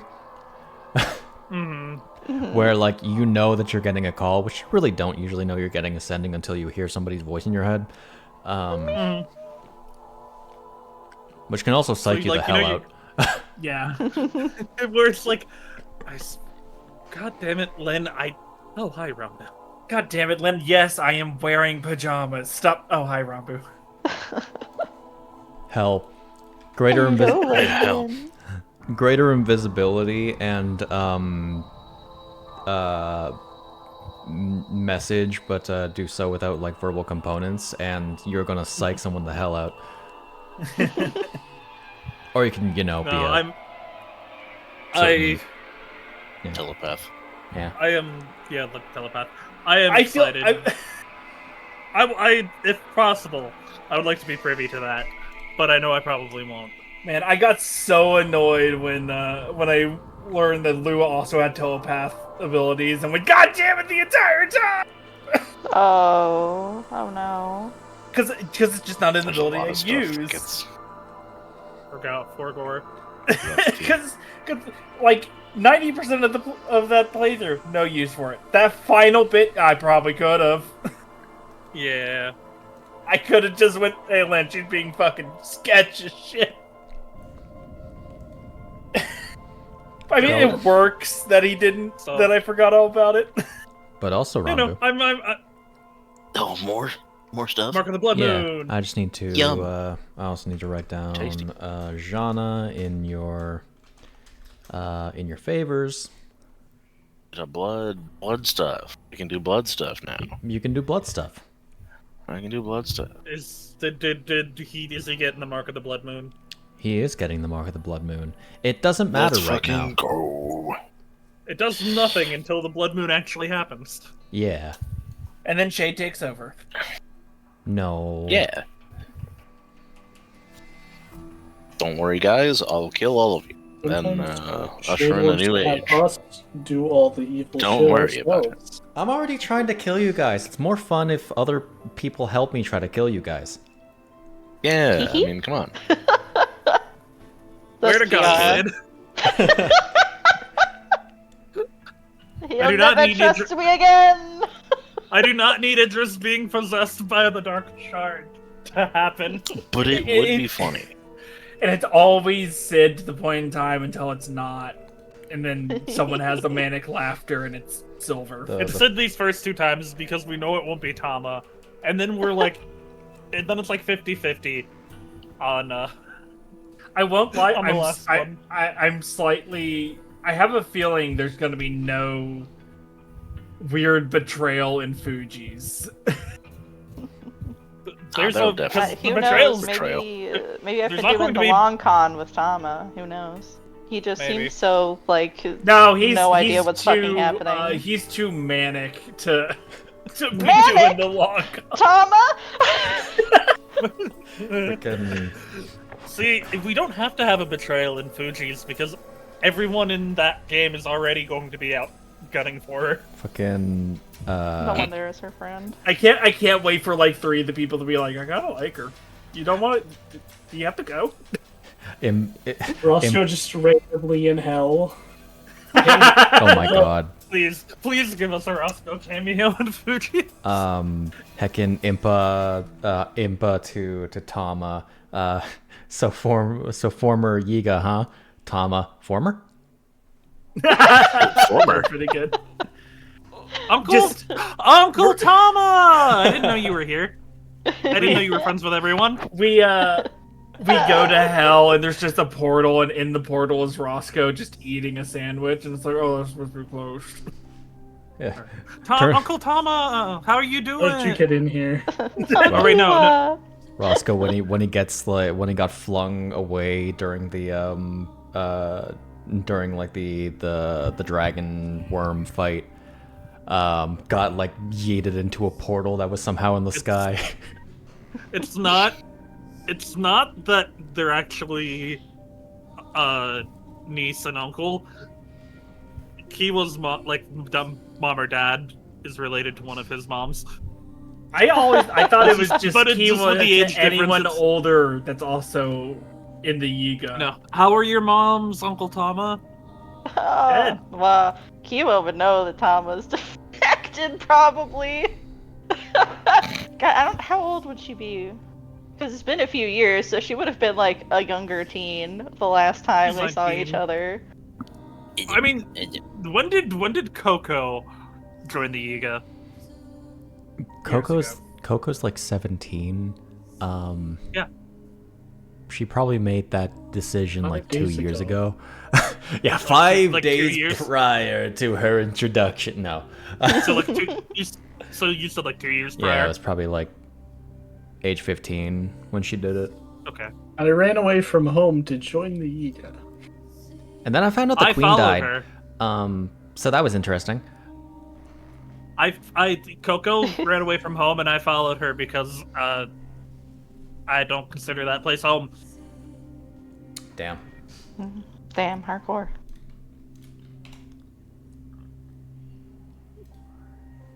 I think if they knew each other, Tama would be like a little emotional seeing Kiwa again. Just like she grew up so much, she was a baby.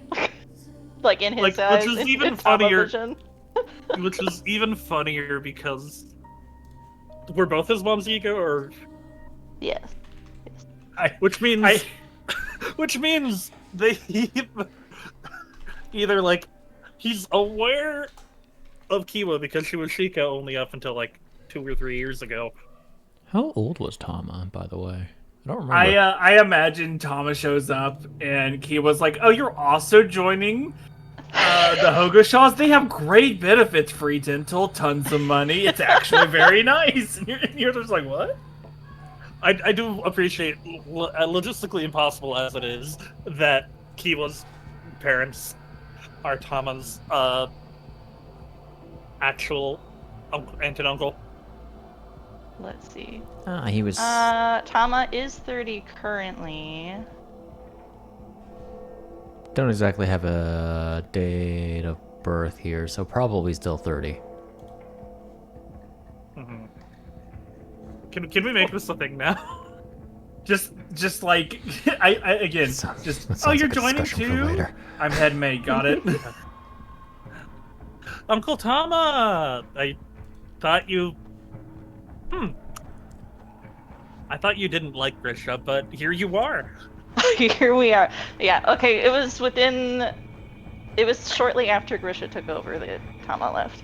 I think I've said this before. I always find it really funny the amount of characters that have connections to Yiga in some way, shape, or form. Listen, the aesthetic is a strong appeal.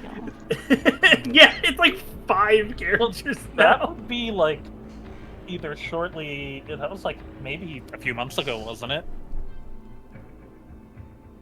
Well, Grisha taking over the Yiga clan? Yeah, because Menelin. No. It was like 5 years. Is Yeah, what I he's have in my been notes. for a while.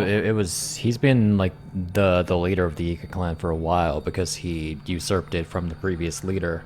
Yeah, like like since Menelin. we've seen him, he's been the leader. It's just he did it on its own. He has been actively trying to reform the Yiga for that long.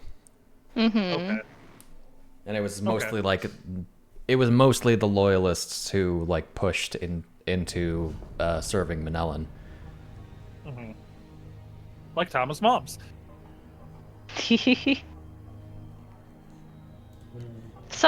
One day we'll walk into a jail and there will be one of his moms. Hey Tama, why does that lady in my family's jail kind of look like you? Freaking Idris walks into the cells, sees Yiga lady, knows that Sheikah can teleport, walks out. Yeah. It's like, listen, you don't have to assassinate me to get out. I'm just gonna walk away for a few minutes. Learned there's some weird Wait a minute. anti-teleport We thing. weren't supposed to have anyone in here. Wait a minute. You're not supposed to be here? Yeah, no, just want to leave a message for my son. Alright. Let me do /OR.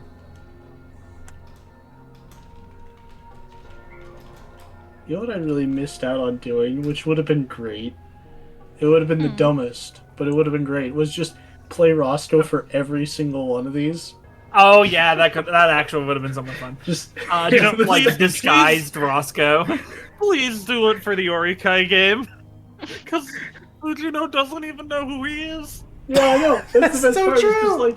It's just like, And Tama also doesn't have an idea who that is. It's true. Okay, I think we figured out who Zombi's playing. Oh my lord. I would have loved this. It's Roscoe in a suit with like a fake mustache or something. No. See, it's Roscoe.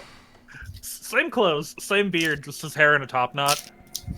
Either need to. Well, no. I meant like he would fit in with the banquet, so you'd at least be wearing like a suit somewhat. In that case, I would need to either dig up that subclass or just write a new one. You'd probably have a new one. How to give Roscoe his glowing hand. Magical item. But Just without- an effect but- he has from being immortal and having to do with the golden balls he stole. Without resorting to giving a I class heard the feature. joke! A class Wow, feature Roscoe, that you have will golden balls? effectively burn the entirety of Hyrule down if it's given the chance. Yeah. We got one more vote left. Oh, I really should have just told you to start without me. Moon's big, sky's fake. Good one. Moon's haunted.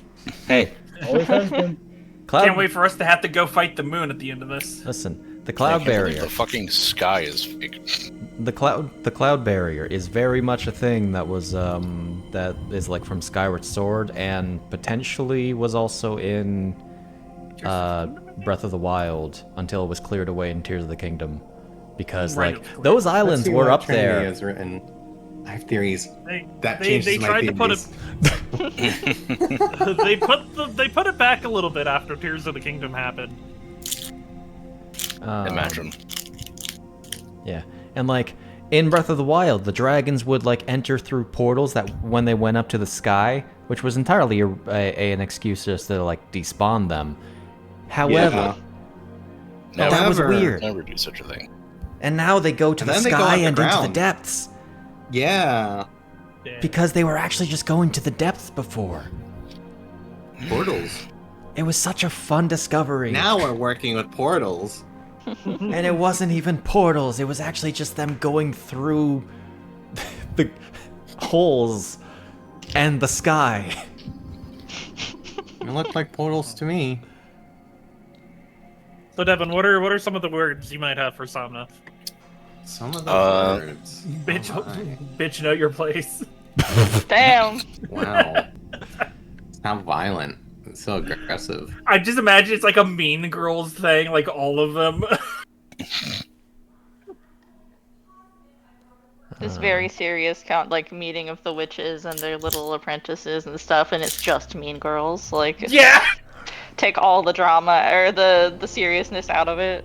Just cut to like one of their mental. Kome, you skank ass bitch! I'll I can't believe you would. Yeah. Kome, you skank ass bitch! I can't believe you would bring up Fujino like that. Kome, you fake ass bitch! I know those are implants. Girl, I know that body, Ratchet. My God. It ain't yours. Alrighty. Kome, your body's missing some pieces. I'm gonna make it miss some more. Shade desperate to continue the game. That's fair. One day. No, I didn't actually want it to be a short session. I don't know what you're talking about. Yeah, I know. It's almost like... You're gonna wake up and cast Sending to Fuji, right, Devon? I don't know what you're into, Shade. The entire conversation has been carried by you. If it's not a short session, you can't blame us so far. I can blame you all I want. Yeah, talk to yourself for an hour, silly. Damn, he's blaming the sick guy. I can't believe it. That's a great thing. If I had actually let all the witches talk, that would have happened. But I don't like talking to myself. It's awkward. And then, see, and then see, you gave Chris, me I too told much you time. exactly. I know. He was like, I'm worried that we're gonna be stuck in a banquet for like sessions. I'm like, Shade literally does not like talking I know to it's like himself. a session or two, but I was worried that it would turn into like political talk and my brain not being able to catch up in time. Anyway. The following day... Knock, knock. Hold on. Damn, bitch. Hold up there, bucko. Rambu's got to finish the night with Stella before you. She's We're gonna have a short gone. session, but give him the time. She's gone. When can't believe she just fucking ghosted like that. Well, yes, you can. Wait, do you have a secret bed? She ritualed, she banged, she gave you a blessing, She showed me that the sky was she fake, showed you the sky was fake, and then she left. and then fucking just dipped while I was sleeping. You just turn around and she's gone. You know, It's normal like a girl Batman things. Yeah, you keep calling You back. can't just reveal that the fucking sky is fake and the moon is a eldritch horror. That's And then really funny leave. now that I think about your whole connection in Damn. the beginning of this game was about stars. Yeah. And Must be a really awkward month. take a guess why it's called the Starless Sky. Damn. Yeah, I was more meaning that Rambu was part of the... I know what you were meaning. Oh yeah. See, you know what there Just were you a wait, bunch of buddy boy. in the fake sky? Stars. You know what my name is? Stardust. I'm gonna kick your ass, Moon. Okay. Short session 8. So.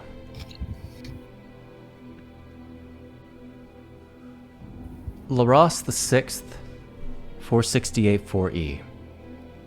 Approximately a month-ish after the coronation, marks the eve of the coming banquet at Hogo-sha Manor. There's a light snowfall, and I should actually swap the playlist. I'm in the mystery playlist right now. There's no mysteries here. There's no mystery. It's banquet time.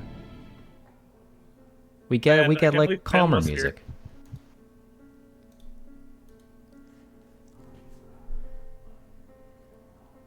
Yeah, a light snowfall drifts over Trower Maid as the villagers work, several of them actually returning from the nearby site, the quarry. That allows them to gather this bluish stone that the why is Kiwa talking as Pim? What? I saw a crazy. thing in the calendar and clicked on it, and it went out to the chat. Oh, yeah, the calendar likes to note down things for some reason. I figured that out a while back, but I have to remember how you turn that off. I just stopped caring. Anyways. Okay. The staff of House Hogo-sha prepare for the arrival of roughly 100 nobles and military personnel from all over Farron and the broader surrounding provinces over the next several hours. You know, the banquet is supposed to occur starting during the late afternoon of the next day on Laros the 7th. Okay. Lasting for several hours until the late night.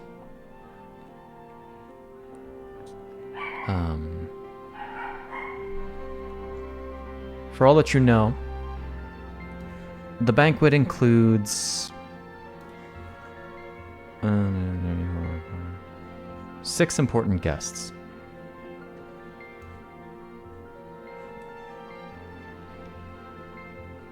First and foremost being Duchess Rera Shatabanis,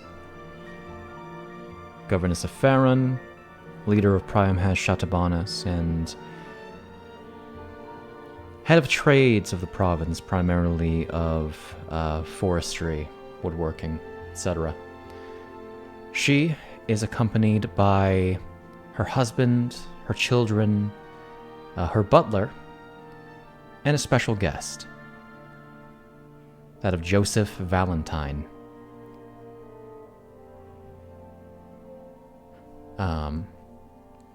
Additionally, or next rather, is Colonel Beatrice Abelard, the newly promoted leader of Queen Zelda's Sage Guard Knights.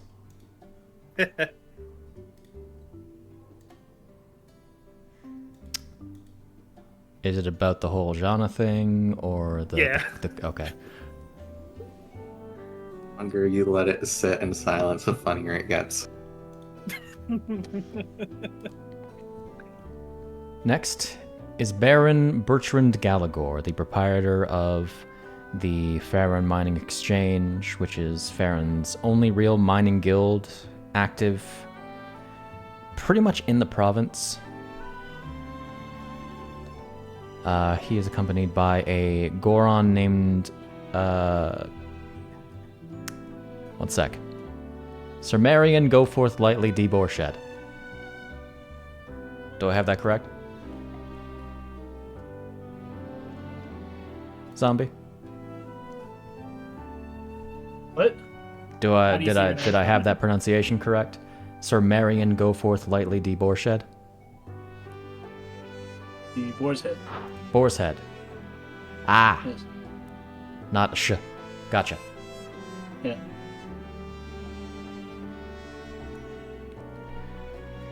Following him, that interesting personality, that is Bertrand Gallagher, we have Marquess Krista Belmont, the mayor of the neighboring town of Whittleton. Let me turn the music down a teensy bit. Who happens to be a Belmont. Who happens to be a Belmont. Hey, Conrad has your family's whip, by the way. Thank you. I was gonna make that joke too. Whose military regime now guards the gates of Rudon Pass following the Calamity attack on Jorulf and the early party of Golden Harvest.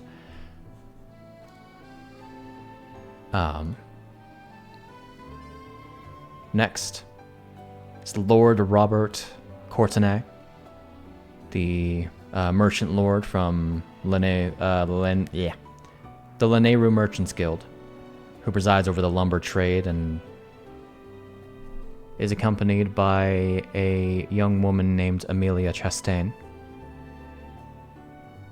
Do I have that name, that surname pronounced correctly?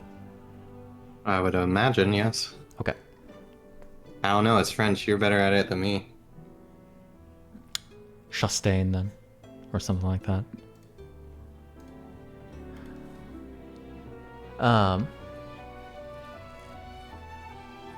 Some of you may recognize that name, that surname, Courtenay. Others may not. And finally is Baron Streya Costro, the Baron of Grindon, and the Governor of Farron's Coast, south of the Feronian Mountains.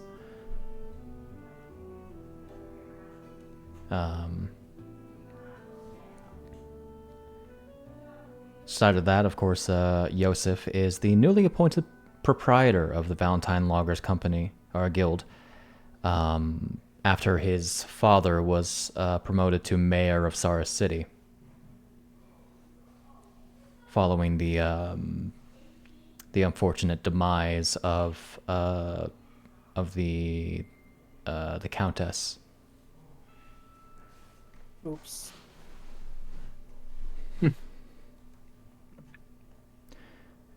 Along with all of these people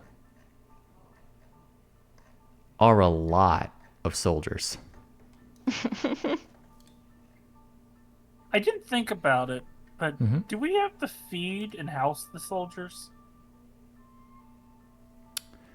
Or are they just like yes. setting up camp outside? I'm sure the lodgings have been provided. Yeah.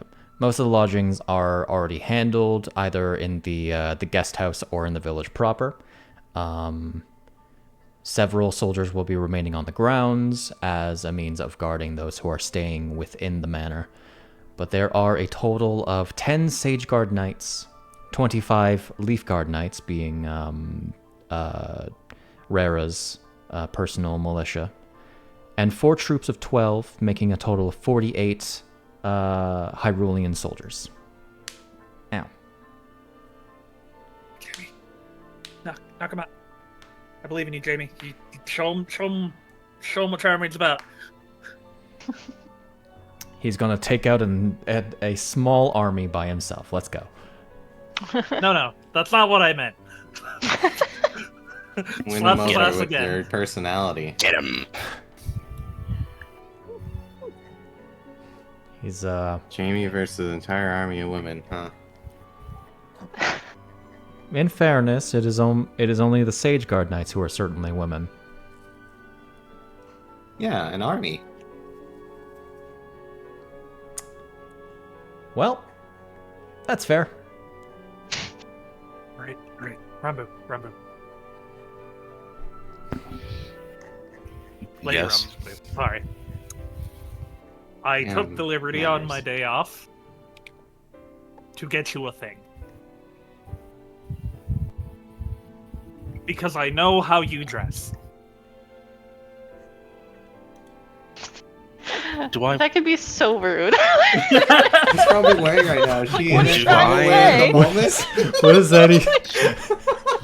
I don't know. Like, that can be taken in different you have, contexts based off like, of what she's other- wearing right now.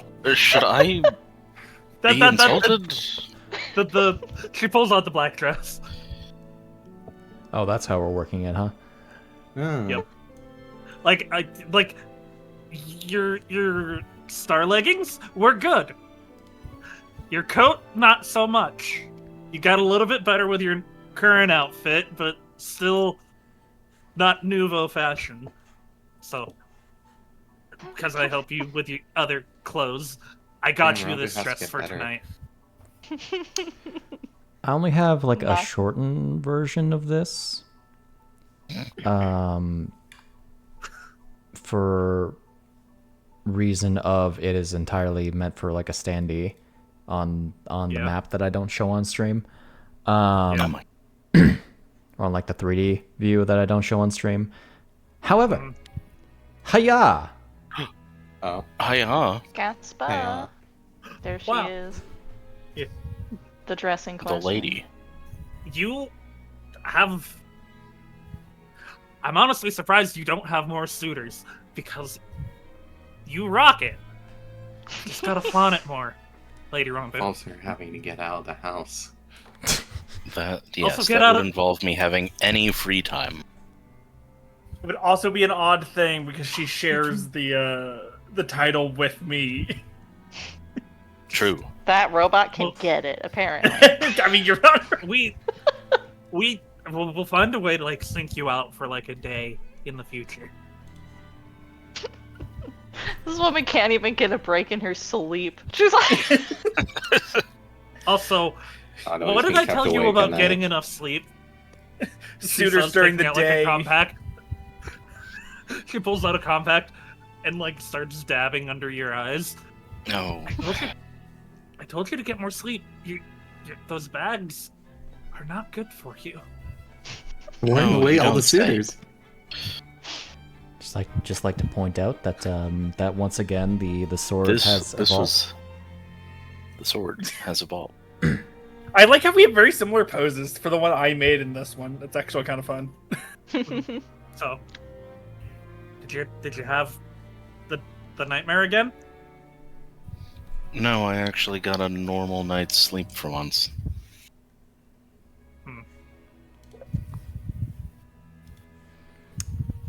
You know what? Since we're going through this, Snak, Yeah. describe Kiwa. Oh my god. Kiwa is a Sheikah lady of about 19 to 20 years old. Probably She not is short. about 5'10". So she's a solid, what? 10 inches? 8 inches? 10. 10. 10 inches taller she's than Basically Rambu. a squatting. head.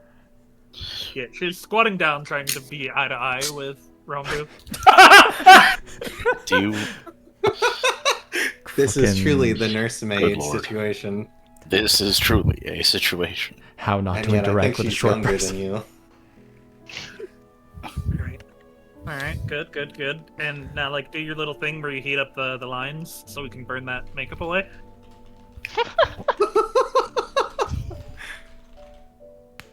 How about we just start? Listen, And just imagine, it's like, why don't you just start with food and a bath? that would be a start. Boy, am I not excited about having 100 people in my house. I know, just gotta make it through tonight, then they all go home in like 2 days. Cut the Eon. I'm so excited to be feeding hundreds of people in this I'm house. so excited to be. You are like the exact opposite of Eon. He is so excited to cook for this many people. God, there's gonna be 100 you already people got in it. my house. Eon. Man, there's gonna be 100 people in my house. Alright. It's fine. It won't actually be That's 100 what attitude people. is. No, it's like a total of like 20. It's going to be like Alright. 20 of those 100 because everybody else is guarding. Alright, there's alright. also, like, They're outside guarding the your house. But also, like, all Kiwa- hands are on deck, so that's like an additional like 20 people. Kiwa Well, it's takes like 20 a step guests, back, 40 does people the- total. the box thing with her fingers. Alright. You look great. Is she already dressed? It's the day before. She doesn't need to be dressed like that. Not yet. the day of. It's the day of. But Okay, the day of. Okay. It's like the The evening day, of.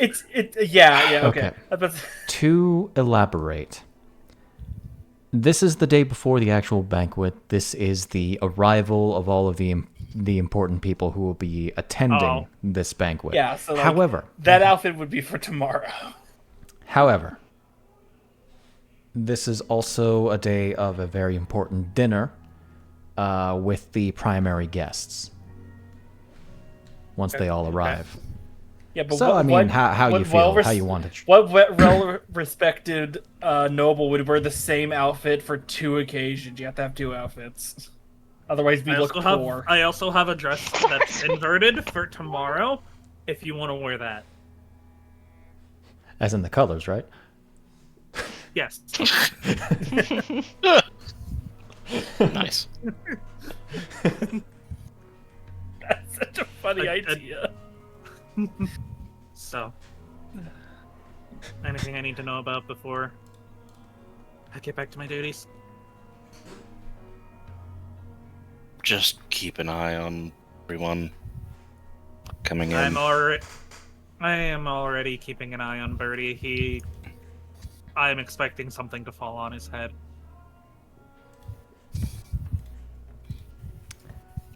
So all hands. He is a bad luck.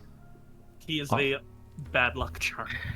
Mm-hmm. All hands are on deck in preparation for this coming banquet. Every member of staff is present at the required stations with all the settings being prepared. Much of the food that is meant for today and tomorrow is already in the process of being cooked. I imagine that is probably where Eon is right now. Yeah, I was about to say, you could probably cut to the kitchen. And Eon and the head chef are just talking to each other, prepping. I think Uvaru is probably a little bit peeved at you. Eon lets her take the... her, right? Yeah, her. Take the lead. He's extra hands, but it's still the point. All right. I'm gonna go find Idris, make sure he's wearing his butler's outfit, and I think we should be ready to receive people. And then I imagine what happens is we're getting close to the time, so Eon gets kicked out of the kitchen by one of the few people that can actually do that, being Uber.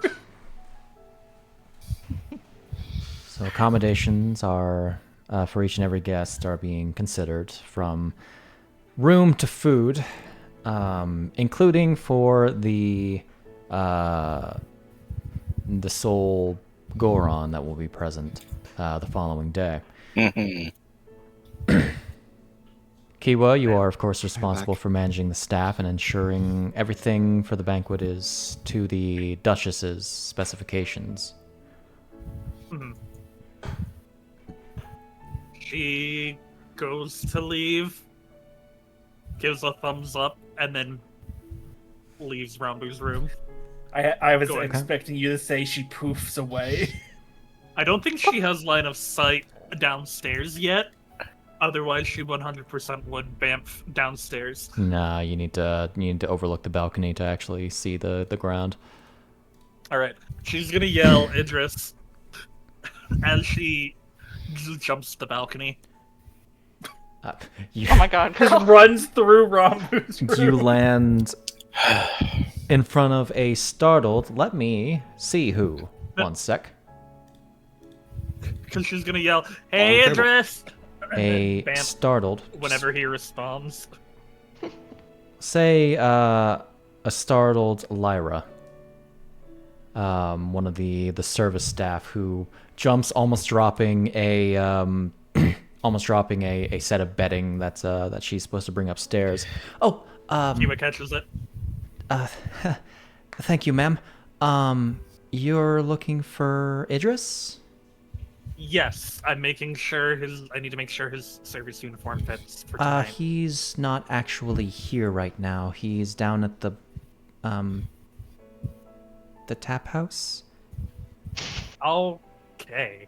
With Aelin. With Aelin. Okay, good. I also, Lyra. Mm-hmm. What have I told you about calling me ma'am? To not to. I'm Kiwa, not ma'am. I think, a few years younger than you. It feels kind of weird. Cut that later. Okay, everyone use honorifics. We have guests. I will try to do better, Kiwa. Hands her the sheets. All right, I'm gonna go fetch him. Everyone, you're doing great. She checks the clock on the wall. All right, everyone. First guest is scheduled to arrive in an hour. She yells with thaumaturgy active. You know how I expect this place to look. I will be back with any stragglers before then. As she begins running out the door into Trower Maid proper. Okay. A question, Shade. By any Yep. chance, does Lyra have tinnitus at any point? No, I'm sure Lyra knew what was coming, so plugged your ears. Yeah, Just I know. drops That's why I'm everything in her asking. arms. Because she would have had enough experience. Oh, Kiwa probably would have plugged her arms for her. Plugged her ears for her. Plug her arms All so right, she can't everyone, plug her she says ears. with thaumaturgy as Lyra gets blasted away. She, like, covers Lyra's ears because she knows what she's about to do. Okay. Alright. In the meantime, Eon, what are you doing? Um, All that stuff? like, yeah, it specifically, it's like in the kitchen to be extra hands because we probably even brought some people that can cook from in the town to just be extra hands for cooking. Then gets kicked out because it's so close to time. Then proceeds to like try to help someone else. Gets kicked out because it's so close to time. Just being like put on a suit. Stop trying to help the servants. Just gonna progress us forward a few hours. Then you hear Kiwa yelling. Yeah, I was about to say, I imagine it's like Gideon being like, okay, you need to stop helping the servant. They have it, please. We need to get you ready. Okay. Not really much to be said on your part. Gideon is actually currently getting some important documents squared away for the Duchess's arrival. That's fair. She is it would be employed, or some- he is employed to her, and as it stands. So, Yeah. you know. Well, I was gonna say head butler, then I realized our head maid is already out of town, so who else could actually tell Eon that you need to probably get ready? Eon, get ready! You're gone. You left. I mean, she landed like directly in front of the door to the kitchen, so you know. Fair enough. She probably could have yelled, Eon, put on your coat before. Yeah. Master Eon, sorry. Master Eon, get dressed. She knew. She didn't even have to look. She knew. As we shift scenes away from the large manor set atop the hill that overlooks Trower Maid, we take a look into a rather quaint tap house, which I don't remember who runs. Who runs it? Ba-ba-da-ba-ba. Run by a Hylian woman named Elsa. The Golden Gray Tap House is the name.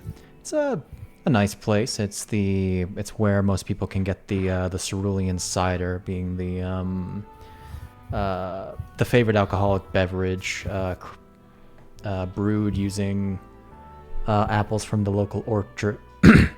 Sorry.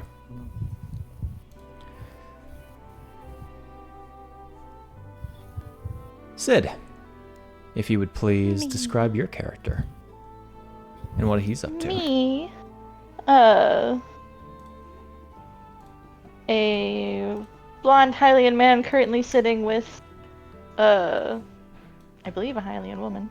Yeah, a even blonder Hylian woman, like a golden blonde Hylian woman. Yeah, golden blonde and a dusty blonde man.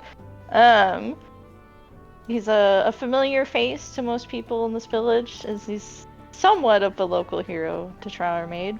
An ex-military man who has some visible scars on him from, line of work and his line of work afterward. He, as he undertook his own adventure in some fabled caverns. But that was a long time ago, and today he is the friendly town jailer and local handyman, under hire by House Hogo-sha. Here's He's her. first? There's Kiwa. She's a cutie. The tall cutie. Tall cutie Kiwa. And then wait, hold on, wait. Wait a sec, hold on. Wait. Ha! Wait. Ta-ta! He's a tall for Hylian, which ends up being like 5'8", I think. Sort of notable features are round glasses and a tattoo of a sky stag, on his neck. And he's currently probably like a couple beers in as he chats with an old friend. You chat with Aelin, who is an old adventuring partner of yours, and now tends the local shrine of light, which is dedicated to the goddess Hylia. You know her as outwardly appearing, without getting to know her, she would be this scarred beauty of strong physique who seems holier than thou. Probably drink you under the table. Yes. In her early 30s, similar to actually, how old was Idris? Sorry. I think he's like 30, 31, something like that. Okay. So, of a similar age to Idris.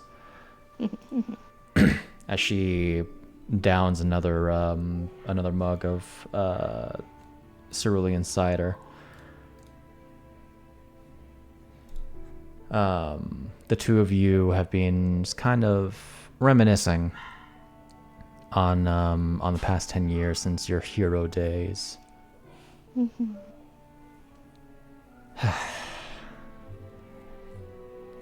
It's been too long since we've actually had a drink together, huh?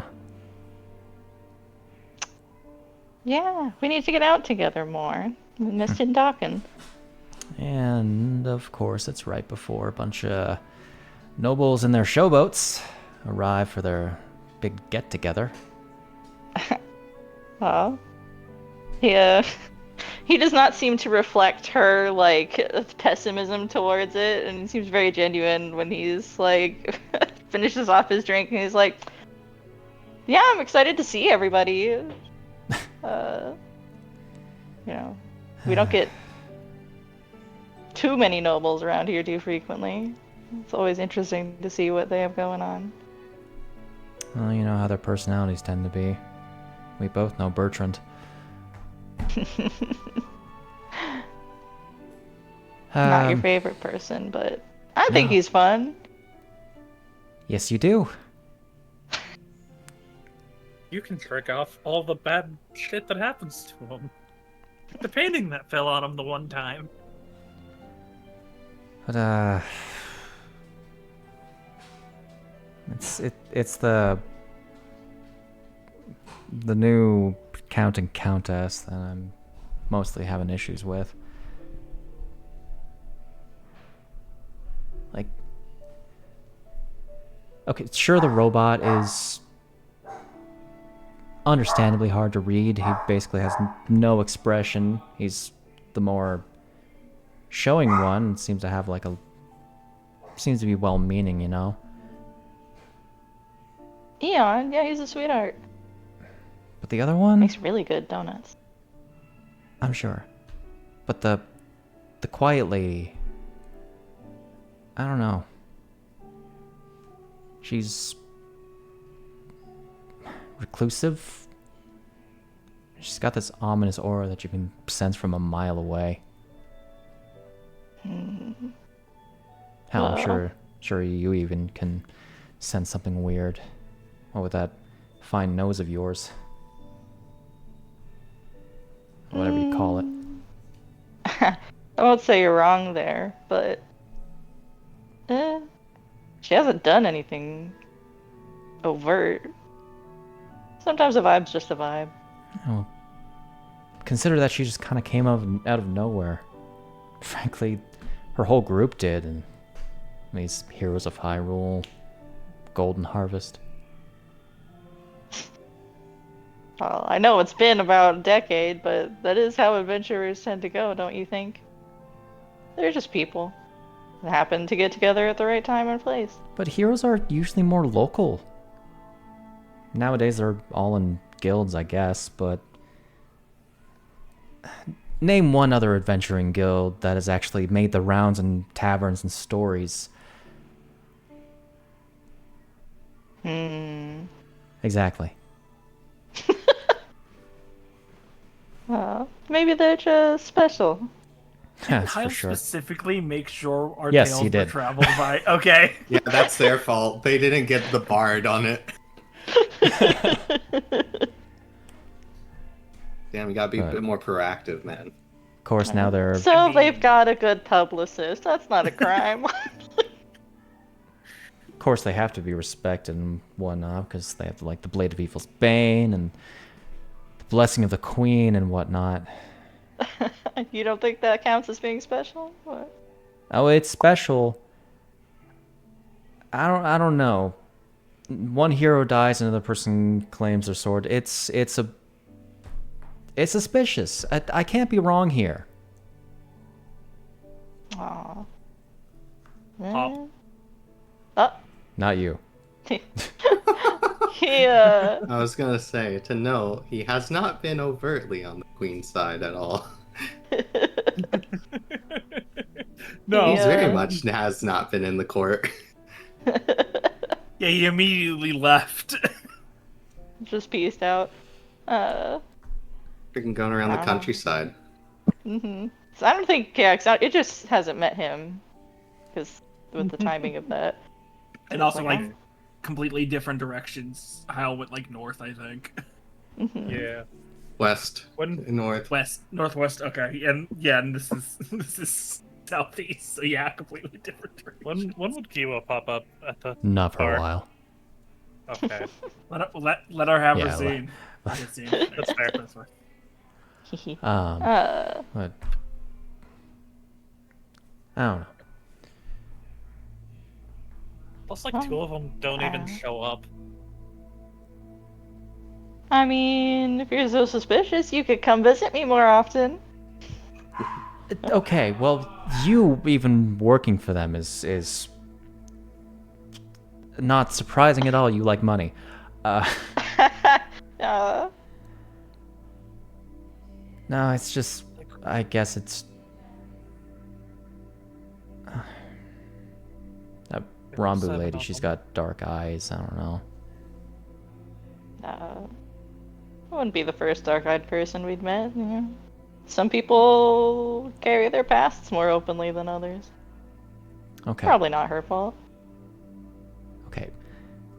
Leo is weird. Yeah. But he's not a well, he's not a bad guy.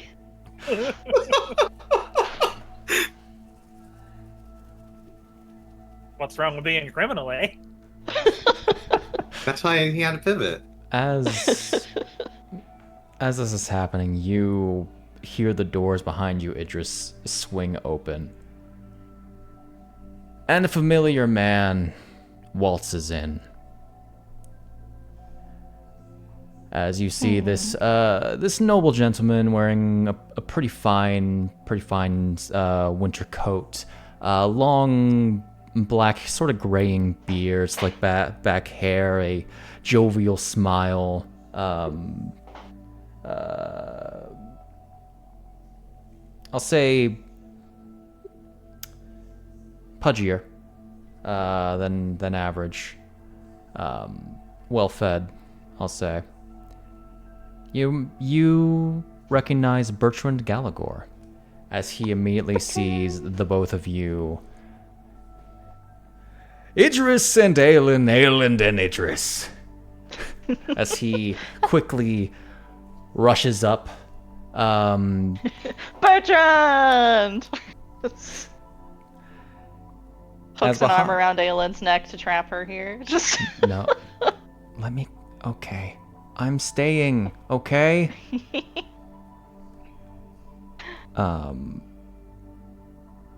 You also notice a shadow larger than the door overcast the light that enters from the open doorway. As in steps Zombi. My God, a zombie. A zombie. Turn undead. Shit, I thought they were only supposed to come out at night. Ah, fuck. Zombie? Kiwa pops in. Turn undead. Zombie. Or maybe he doesn't. Oh, there we go. Sir Marian. Oh, I was having issues sticking. Zombie. Describe your character as you step into this this tavern, tap house thing. Well, Marian, Sir Marian, is dressed in a nice three-piece suit with a green bow tie. His mustache is perfectly coiffed. And his spectacles are, of course, completely unnecessary for his vision. Is there actual glass, or is it just the frames? Yes. Okay. He's got two pairs for whichever he desires. Valid.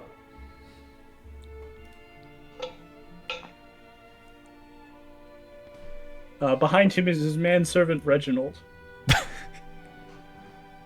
Incredible. It's just a rock. His mustache is exactly 1 centimeter shorter on both sides. And is he? Which is impressive because Marian's head is significantly bigger than his. Oh, so the mustache is actually huge. Is he carrying around the thing? He is carrying around a trunk. Sort of dragging behind him.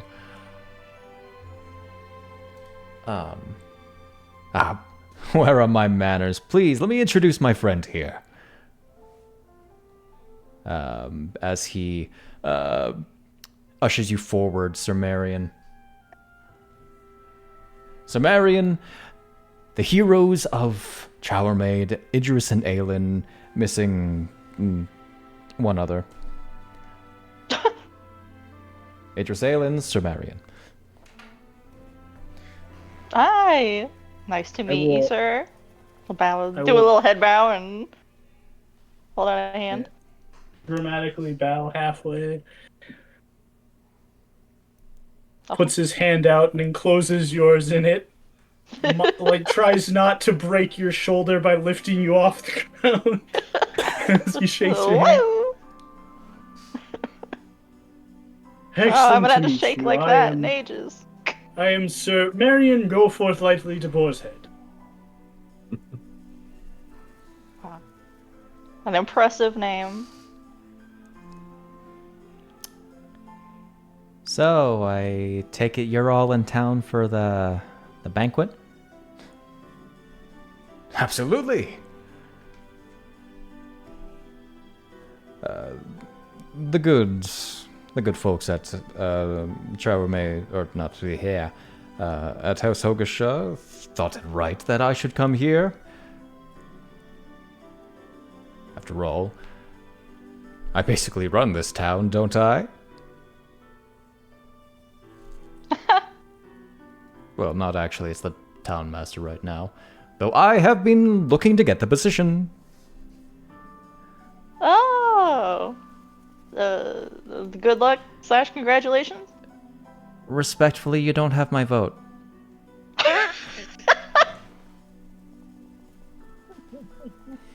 Oh, come on. Anyway.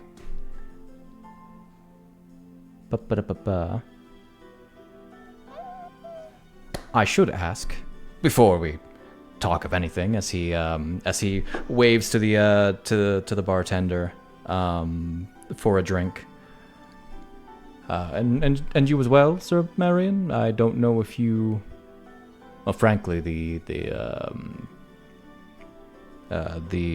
cider here is to die for. Ah, my heart. They say, I can ingest, but I do not digest. I will accept a cider. That would be 4 ciders, please. Haha! Got my vote.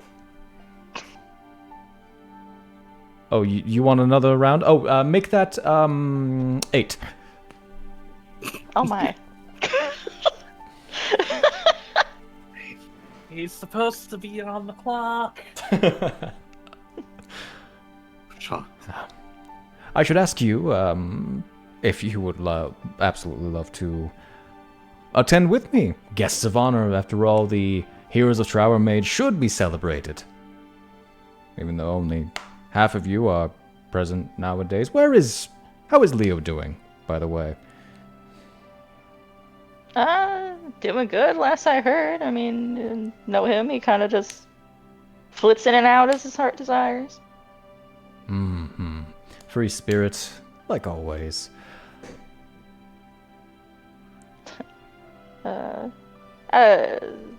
flattered. Don't know if I can be attending. I think, Miss Kiwa is expecting me to do something, I guess. I'm sure an exception can be made. What would you be?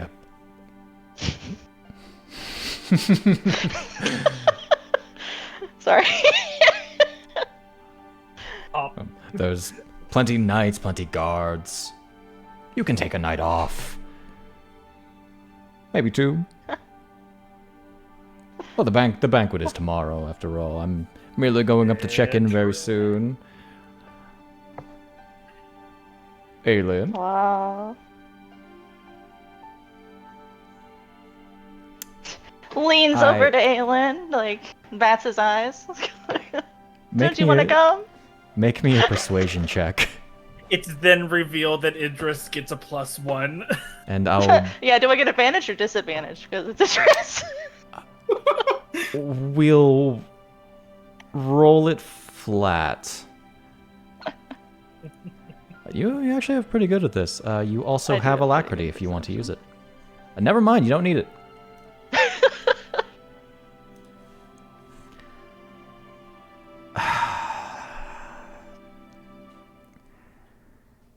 How do you help me? Okay, I'll go. But I'm not gonna like it. Okay? You're gonna love it. That place gives me the creeps. No, you just haven't been in long enough. You're colored by past experiences. Okay. First off, that was 10 years ago, and my feelings are warranted. They were practically like slavers in there. Yeah, but it was 10 years ago. Yeah, just shut up. Well, if dear Aelin is going, I guess I can't say no. Wonderful. Now, I should bring up a couple of my things that I intend to bring up to Lord and Lady Hogo-sha that I should run past you, first and foremost. Well, past us. It's not... In his tone, it is not necessarily guilt. It is expectation of reprimand. Asking for forgiveness rather than permission. You see, as always, I'm looking to expand business and open new quarries all across the mountains. Business should boom now that what I expect to be a new county to be established. After all, what is a count in Hyrule without a county? And Farron is barren. Eh? Very good, sir.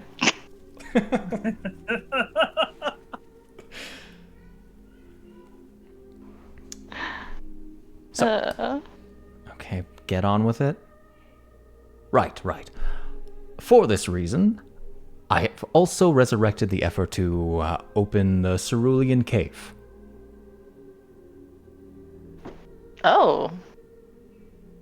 And before you get angry, Lady Aelin, as Specifically. I am this time willing to cut you in, both of you, in on the profits.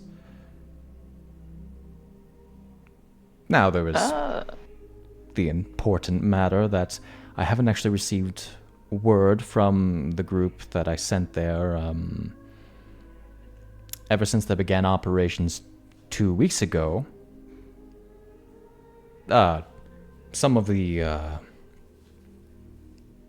those fellows from the last blue mining outpost up the road, this scrawny mage, I think he was from the big mage's place to the north. And what's her name? The armored lady from that's travels with that spider cart, I think. Oh. Are these the descriptions that mean anything to Idris? Go ahead and roll history. Oh, we love using that skill. You're a smart guy, you know? Does Tap House have a band tonight? No. Not bad for a -1. Reginald, the trunk. He's going to have Reginald set down the trunk and pop it open, and then he's going to reach into the trunk, snap his fingers, and a hat that he was touching will appear on his head. And then he will pull out a viol. It is, of course, sized for a medium-sized person, so he's standing there going over there, has to hold the bow between his thumb and pointer finger. He's going to try to play some music. I'm going to spend my courage inspiration on this. Roughly Incredible. Roughly how tall is Sir Marian, by the way? Let's see, I put his height down as 8'6". Goddamn. He is just a boulder. How do you even get in the door? He tucks his arms in and he crouches halfway down. He crab poses.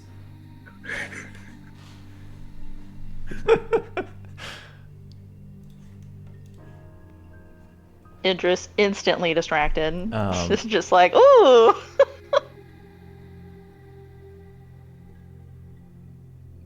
19. It's a fair performance. That history check. You've heard talk about like this traveling merchant in a cart that mostly travels and deals at night. And you know that they are guarded by this sole black armored knight. You were not aware that they were a woman. You are not really aware of who they are. Just that they are another weird aspect of this very weird country of Hyrule. Well, that's kind of exciting. As well, I'm looking to bring up those issues at the banquet. I'm sure some militia can be spared to, at the very least, go check on them. I figured they would have had the work done by this point, actually. Oh, well. But Sure, I cannot stay for too long because I'm supposed to attend the manor very soon. Actually, I believe I saw Duchess Rara's cart arrive just recently.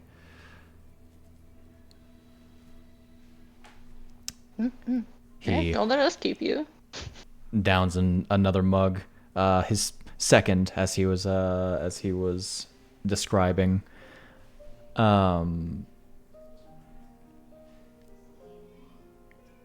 Two of them were, of course, also for Sir Marian. Idris does applaud when Sir Marian is finished.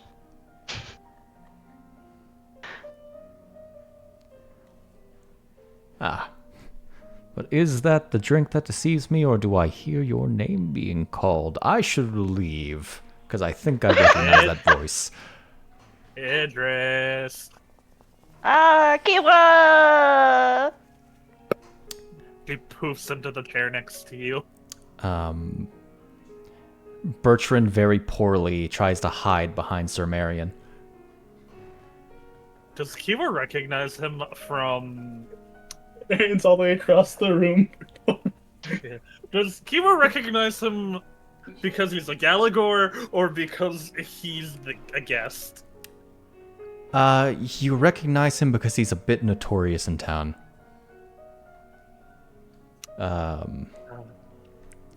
Idris! Hey. Oh, you found Sir Bertrand. Good. Ah, Sir Bertrand found us. Who's Sir Bertrand? Why aren't you... I was gonna ask you to stick with him tonight. Oh, that works out because he's invited me to the function. And dear friend Aelin. Hi, Kiwa. Aelin. Hi, Aelin. How are you? I'm fine. I never thought you would actually visit. I've been pestering you Nor to, and did I. you never do. But Birdie here is notorious for things falling when he's near them. Birdie, I get it. Okay. So, I was hoping, once you put this on, she pulls out the butler uniform that he left at the manor. I assume on purpose. Once you put this on, just stick with him, and if anything tries to fall off the walls, please catch it.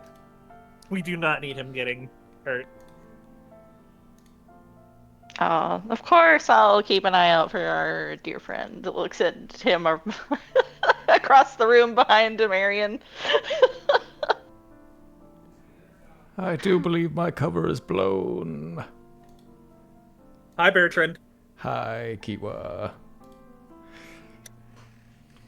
Are you going to make a mess like last time? Ideally, no. You know how I feel. I know how you messes. feel. And You I know what my am... job is. You know what my job is. You know how much I hate cleaning up messes that shouldn't have needed to happen. I'm just going to go to the manor now, if that's all right with you. Not without Idris. Well, now, come along then. He's like halfway through. He's like polishing off the extra beer that Bertrand gave them. I would like He's to. like, "Oh." I would like to put out there. I am so happy right now. Yeah. To play anything but a kind of depressing noble. He just gets to be depressing in different ways. No. You need to put on your uniform, Idris. You're on the clock. Again, Prisoners of the Void just kind of got bleak at a certain point. Yeah. It was, yeah. Put on your uniform. You are on the clock. Yes, Miss Kiwa. You were supposed to get 2 casks and be back to the house an hour ago. Well, now I can get 2 casts and Aelin and Bertrand and Sir Marian. You see that Kiwa is wearing the belt. I will take care of the masks. You take care of Birdie and Sir Marian. But get dressed. Oh, I'm Sir Marian. Hi, Sir Marian. I'm Kiwa. I'm the head maid. She does a little curtsy, pulling at the bottom of her skirt. Head maid at Hogo-sha Manor. She's gonna turn to the bartender. Am I good to take the casks?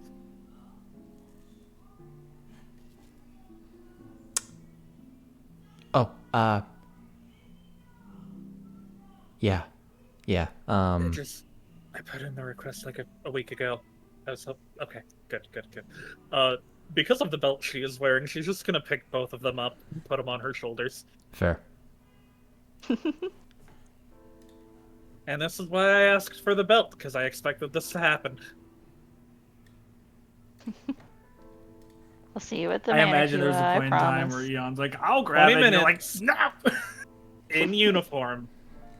In uniform. Or else Probably I'm the best clothes I confiscating... have anyway. Or else I'm confiscating your coffee jug and not giving it back. I think you just want my coffee. I do want your coffee jug. It's a really nice item. You see her pop partway up the road to the manor. This is the only reason why he decided to play Ashika again, just to do the funny poof. Gotta do the sound effect too. It's gotta come with the territory. Yep. And you see her with 2 giant barrels of the cerulean cider, just running back up the hill. Good for her. I must be honest, she I'll scares see you me. later, Aylin. No, Kiwa. She's sweet. I don't think Idris has seen Kiwa in combat. I don't think so.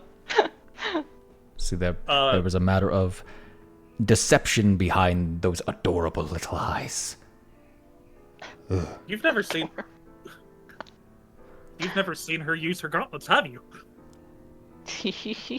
Have you ever seen Idris use his? No. Huh? Oh. I'm sure you can imagine it, but You just Bertrand's is very animated. You see Bertrand flashing back to the day Kiwa threw like 4 knives out around his head. Oh, Birdie!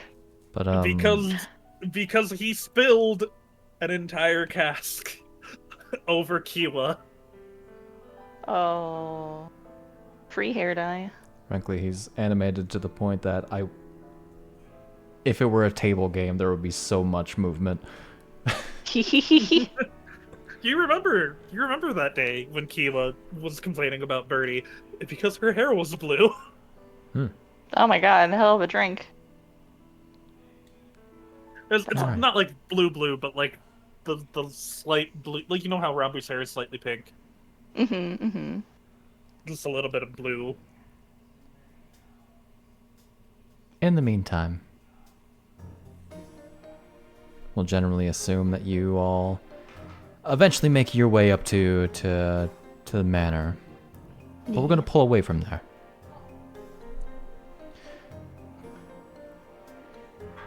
To a horse-drawn carriage. One that belongs to Willengard City. Accompanied by a platoon of soldiers.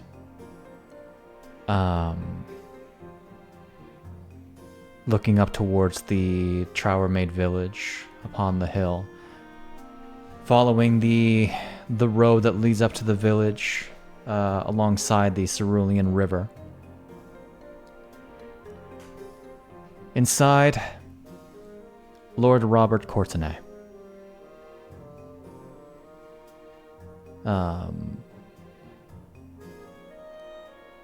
A distinguished, I'll say, somewhere in his 50s, a Hylian. One of the merchant lords of the guild, of the Lanayru Merchants Guild.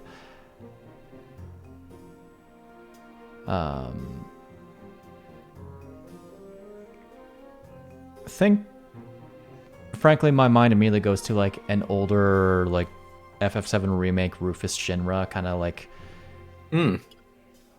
but with like more lines and then pointed ears, like of course. Like a salt and pepper goatee. No, clean shaven. Okay. But yeah, that very, very fine slick back hair. I frankly want to say also might be wearing like a white coat. But sitting across from him Silver. Mm-hmm. How would you like to describe your character? Amelia is highly in woman. She's fairly dressed in like an equestrian kind of attire, as someone who probably you would see traveling.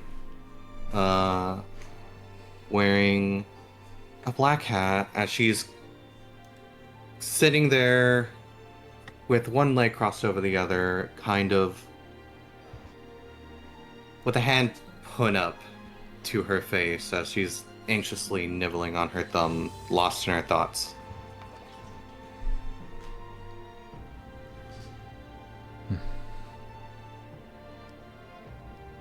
We've almost arrived, Amelia. Focusing on whatever thoughts she has, she does not hear him. Amelia. Huh? Yes.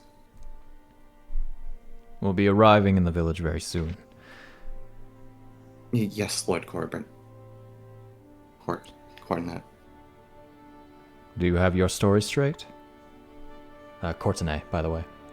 Oh, Courtenay. Is that how you pronounce it? Okay. Yes. I'm only thinking what I'll have to say when I eventually meet him. I really do not wish to converse with my brother.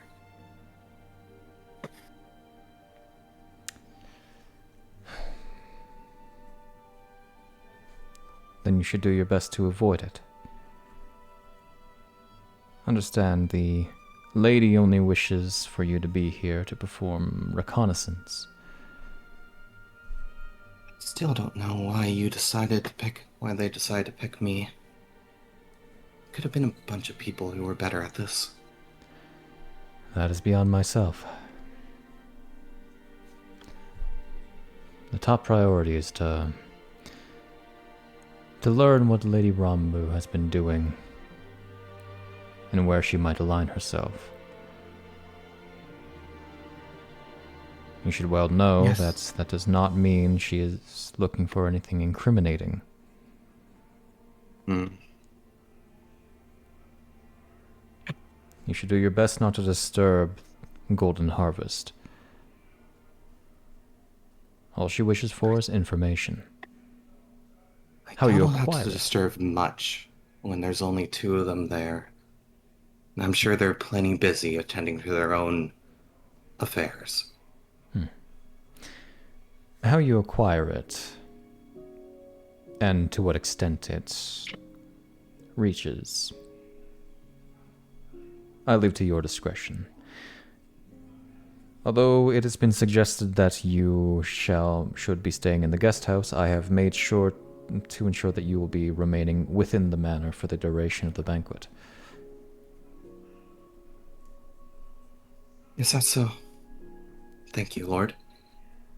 In the What shall I meantime- say if any servants ask me anything? Do you know? It depends on the nature of the question. I mean for me being there and not the guest house.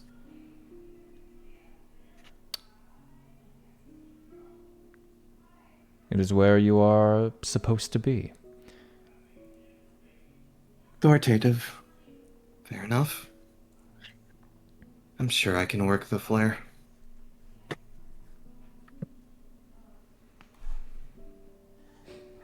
Are you nervous? Only of some things. To be honest, I'm more irritated.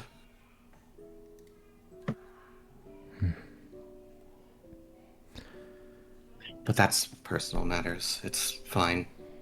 It's nothing that'll get in the way. Keep it close to your heart. That is how I've survived longer than I should have.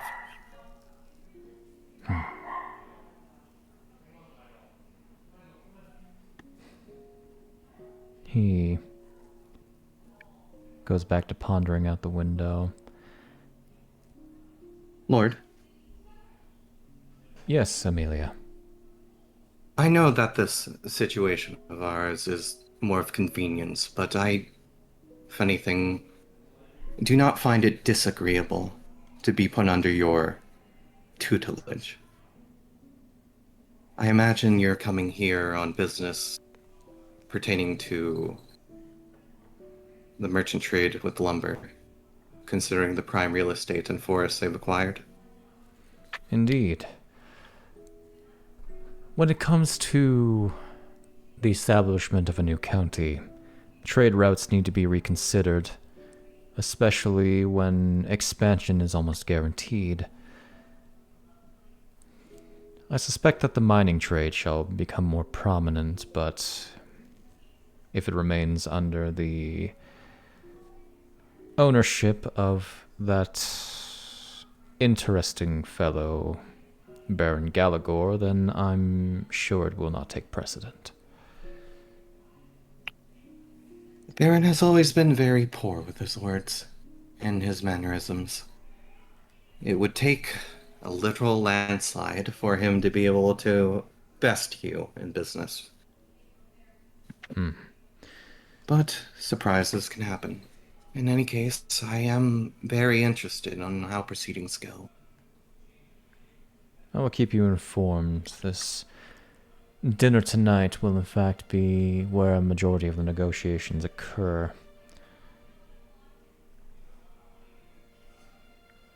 The Duchess sees great promise in this house. Perhaps it is bias. But that is not my position to judge.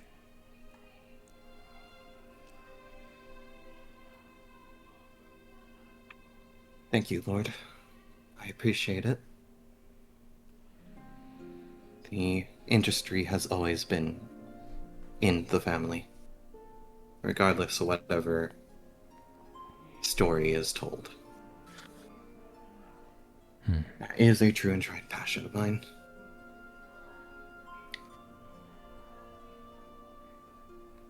Okay. How we So, doing? Okay. Go back to her thoughts as she looks out the windows. Gotcha.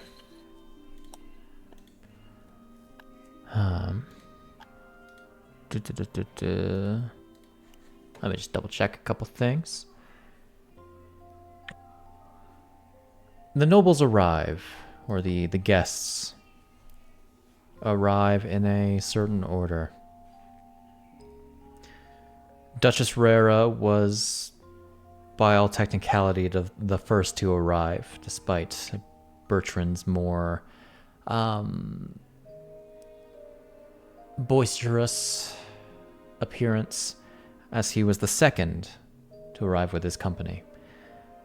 Third was Lord Robert Courtenay and company. The fourth arriving only a few minutes later is Colonel Beatrice Abelard and her Sage Guard. Second last is Marquess Christa Belmont, and finally Baron Strayacostro.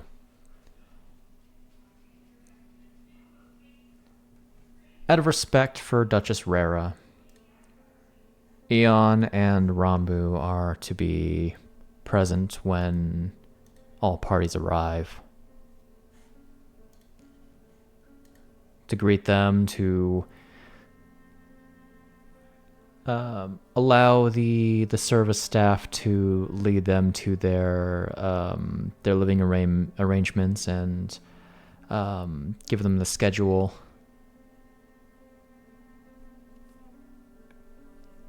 And eventually,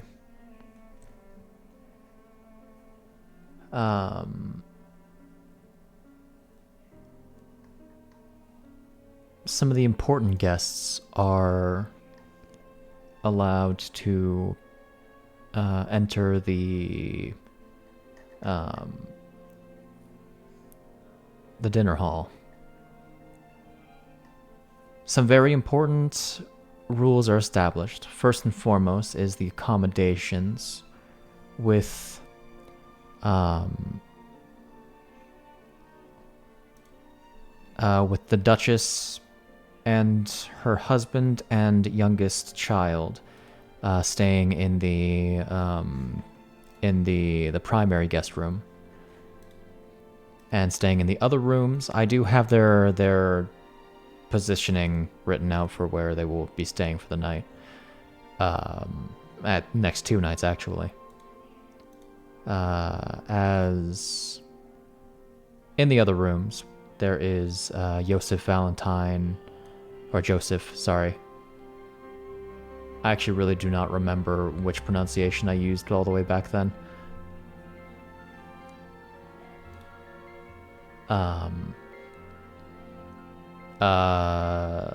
Lord Robert Courtenay and Amelia Chastain both stay in the same room. Then Marquess Krista Belmont, Baron Castro, Colonel Abelard, and Franz, the butler for Duchess Rara, stays in the room across from the guest room, the primary guest room. Those relegated to the guest house include most of the Sage Guard and other important soldiers. Yeah, man.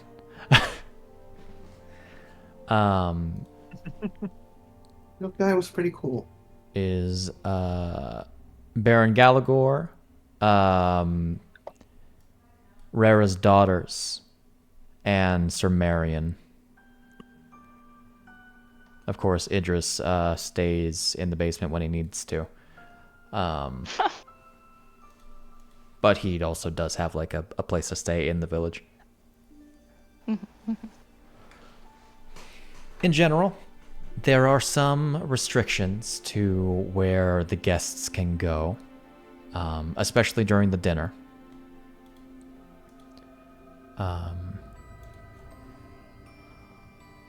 As the guests are not to enter what are generally locked rooms, being the manager's office, the servant quarters, kitchen areas, art studio, Eon and Rambu's rooms, the dojo, the cleaning room, the basement, and the loft and the roof.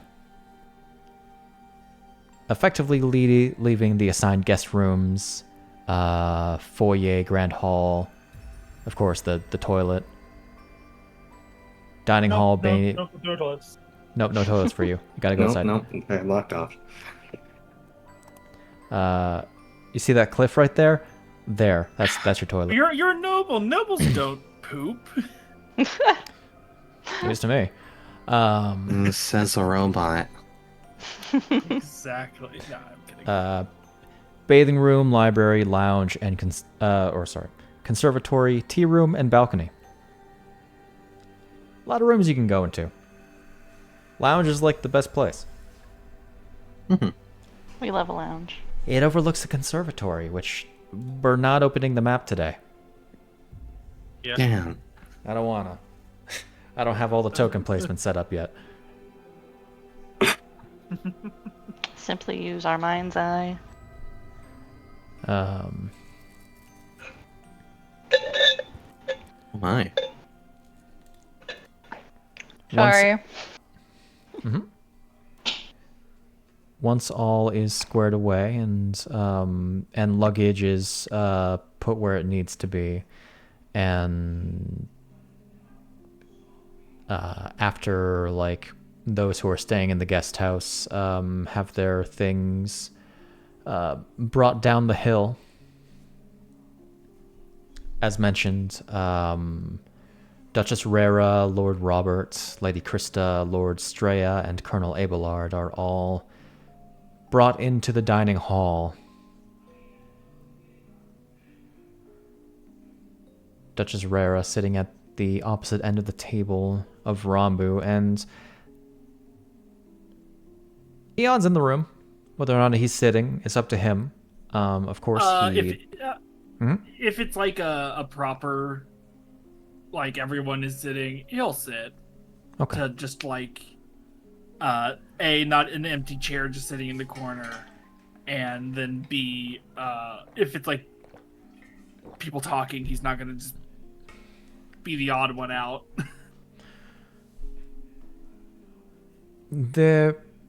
As you are among the highest ranking nobles in the room, you are a subject of conversation sometimes. Yeah, that's why it's like it would be weird if I'm like standing in the corner. Yeah. Kiwa's standing in the corner because she's going to be the one serving drinks. True.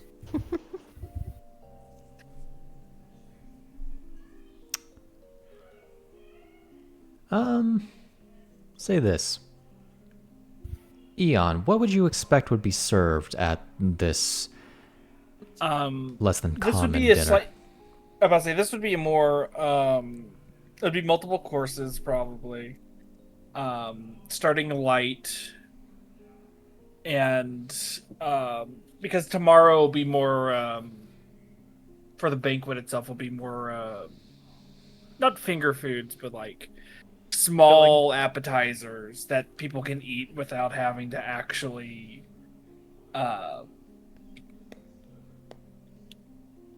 Sit down, and so today is the actual like feeling meal. I can't think of the word, sorry. So it would start with like a form of an appetizer. Maybe it's like some crackers with cheese that's from around here, and sorry, cat just meowed at me. And then it would move to soups, and then we'd probably have a main course being what would be the local common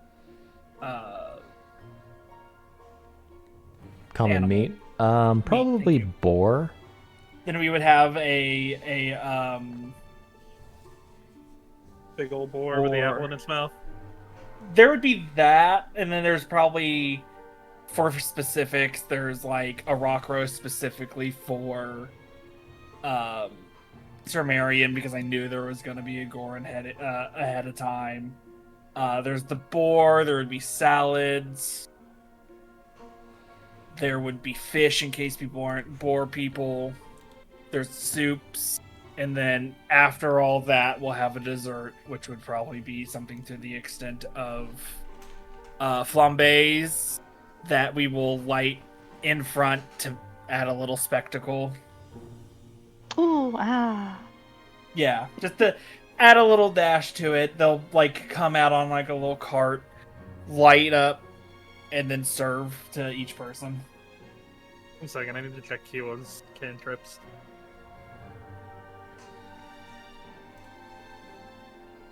And as a Sacred joke, flame. of course, it is all of the. It fills all the food groups, and there's Yes, probably thaumaturgy extra. and Sacred Flame. I don't Not to be that recognize person. either This of is those. alcohol and a match. Yeah, neither of those would work. If she had produced flame, maybe she could light the flambés herself. No, but like the thing is, you don't. The act of lighting it with a match adds to the flare. Flare. Yeah. That's just So, a yeah, quorum. You turn the candles fiery red, or not fiery red. They literally are fire. Rambu red. No, Dark no, fire she would red. turn them. Nice. She would turn them into like Mudoran blue to be like Freaking trying to summon the dead? like Eon's eyes. Yes. And there would probably be something like a pasta dish, and everything I'm trying to use is as local as it can be. Fair. From farm to table. As close to, because for people not around here, this would be like a extreme version of what you can eat here. And then the cerulean cider that Kiwa picked up not even an hour ago. Yes. It would still take a little while to get everybody accommodated, so it's been a couple hours. Okay. It's also like actually dinner time, so I'm gonna probably put it around here. Let's up it by 2 hours. Yeah, up because by 45 it'd minutes. probably like booze and appetizer, and then water with the rest. Because You know what's even better? Because people use their things, and one can assume that you'd probably just be having downtime with short rests and stuff. Haba! Wow. Oh my god. I don't get my instant transmissions yet. Nope. That's That sucks. Ow. The meal is enjoyed, mostly with casual conversation. Not really talk that either of you would really fully understand.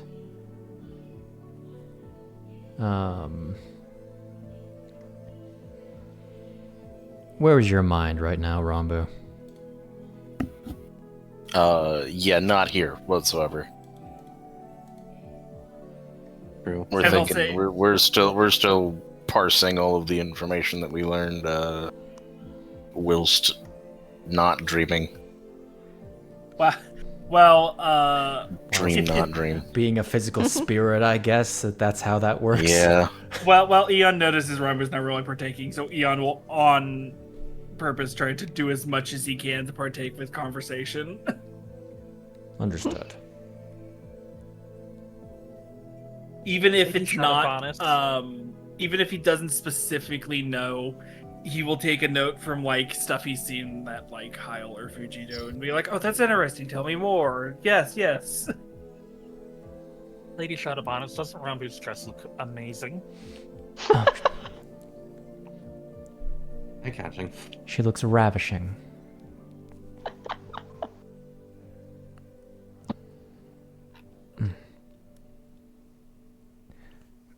Lady Rambu. Hush.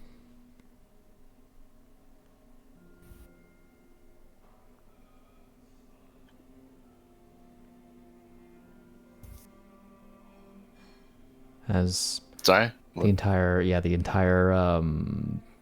dinner stops as she awaits your response.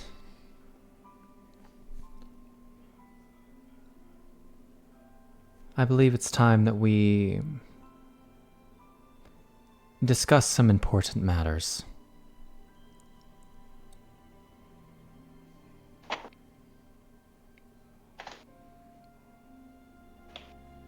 Sure, of course. I assume you understand that this is no simple dinner. It never is it? Of course not.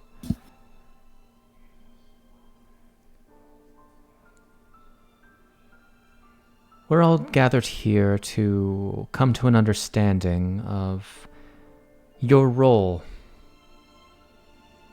Yours and Eon's role. As Countess and Count of... well... perhaps the entire... a great amount of Farron.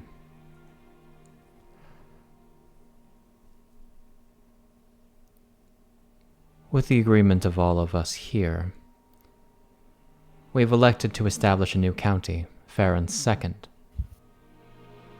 so that your title may have meaning.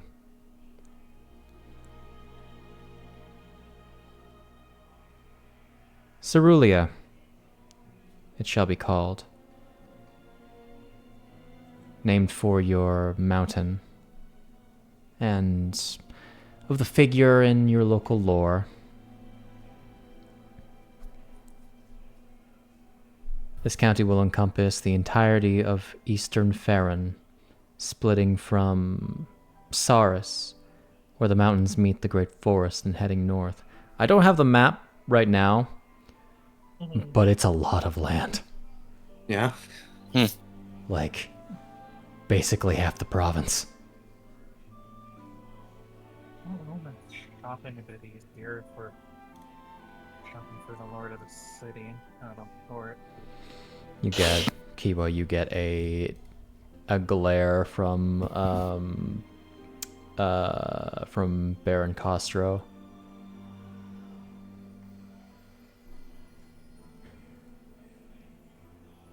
Sorry, thinking out loud. My apologies. I will be quiet.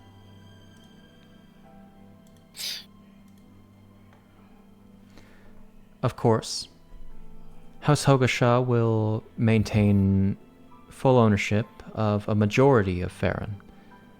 In fact, with full control over the mining trade, as well as important routes to central Hyrule and Lanayru, and to the point of even Hyrule's southern borders. Whittleton and the recognized settlements south of the Feronian Mountains are, as of 10 days ago, already under your lordship.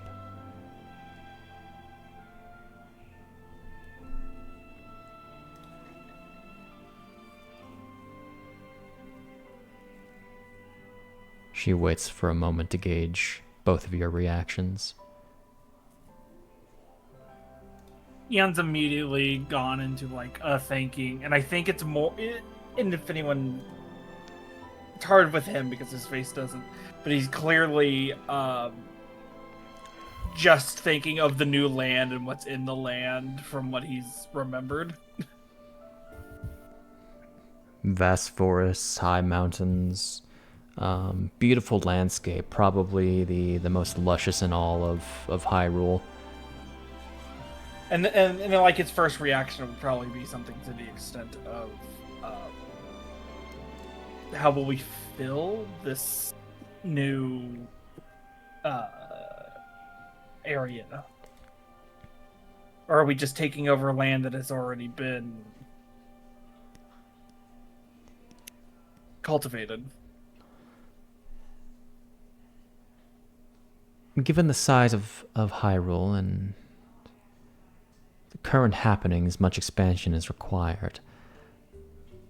The county, of course, requires a capital city, as well as expanded townships starting from legacy settlements and newly established locations, townships. Villages, as need be, more along the trade routes, so that more stops may be. As well, a dedicated militia.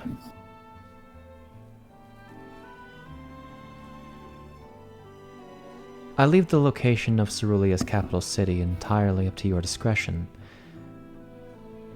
though I do recommend it to be converted from an existing settlement within the county. Chowermaid is a fine center for the local mining trade. However, it is far from the coast. Whittleton, on the other hand, is situated just before the Rudon Pass, providing a tactical location for both trade and defense. Expanding to build within the pass may be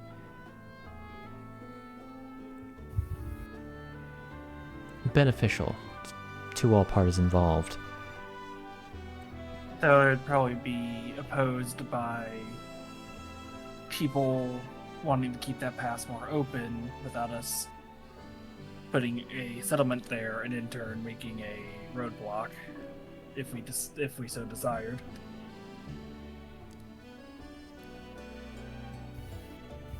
Rudon Pass is such a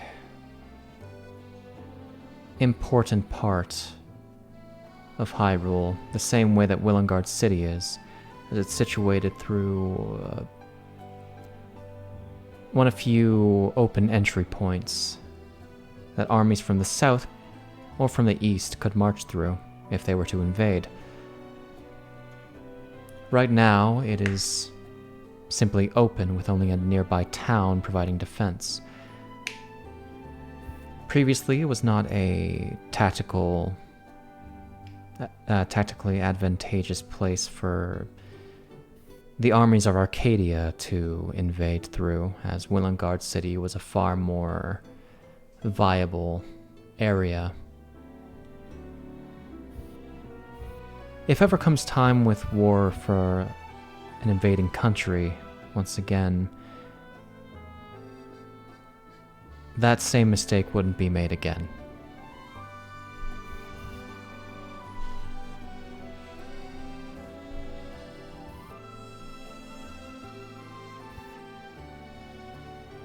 As well, Hyrule is in need of more townships following the desolation of Castletown. As of currently, Farron lacks proper support for refugees, despite our generally warmer climate, simply because of the comparatively low number of settlements of significant size, especially with the Blood Moon coming very soon. An immediate solution is needed. That will be a matter of discussion in the coming days.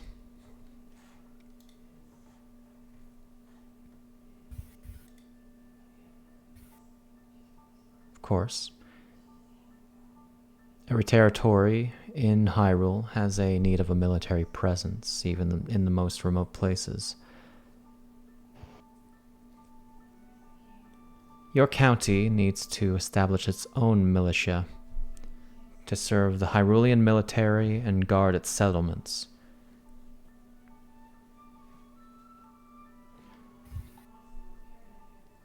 The form this militia takes is up to your discretion. A knightly order is a good start, though you should be careful in choosing who you invite into your inner circle. I should warn you, however, despite the nature of your relationships, the broader members of Golden Harvest should have little to no placement in the government that you must establish here.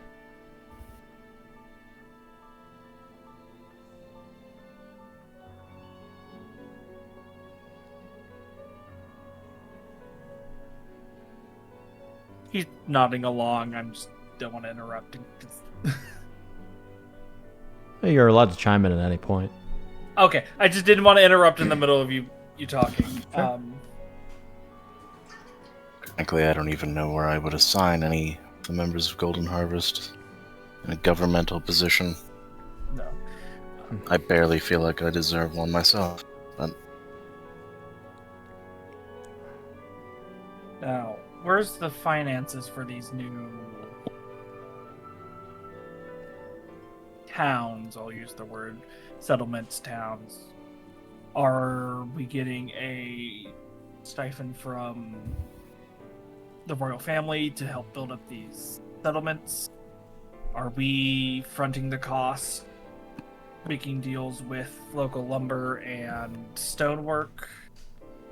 There is a base fund from the Hyrulean Treasury. You are lucky to have favor from the Royal Treasurer. But that will only cover the base costs of important faculties. Once the winter is over, all of the trades can begin proper again. And extra effort will be put into establishing these expansions and new settlements. Many of the early costs I will be fronting myself.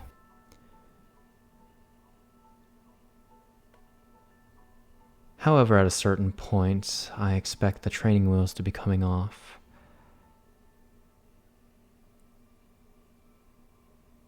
Although I may hold ownership over the entirety of Farron,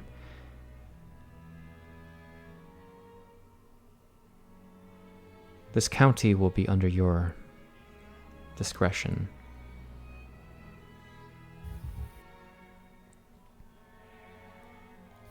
You will need to provide the funding, though your income will greatly increase by nature of your title, your position, as you effectively have a hand in any trade and taxation within your county.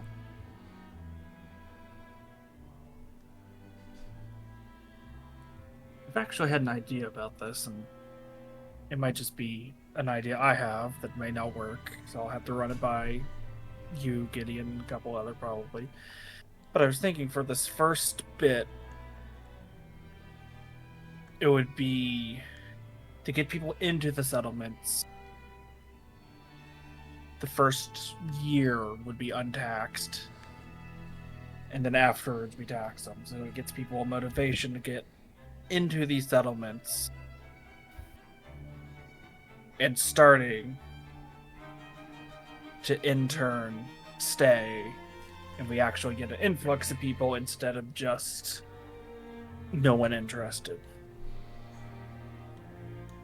The actual we would take a larger hit on the beginning, though. But... The actual specifics of it will be a matter of discussion. What I discuss with you now is simply... Truthfully, much of it is still in the planning stages. More work will need to be done over the next several months, and, truth be told, years to establish everything. Although you are building atop building blocks that were set out before you, you are the ones in charge of finishing the entire construction. Eon, want to tell me what you're doing in that mountain pass? Sorry, what? Finishing the fight, sir.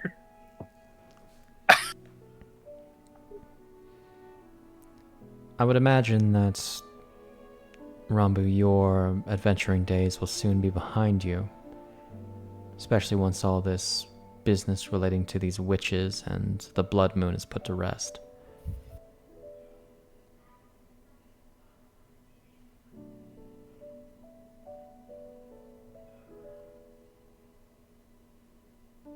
Right, the coming blood moon.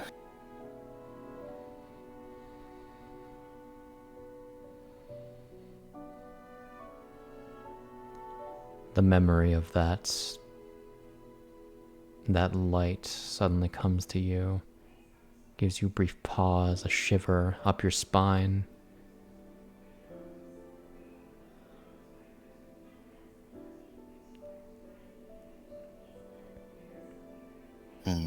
I think it's something that we'll be able to deal with.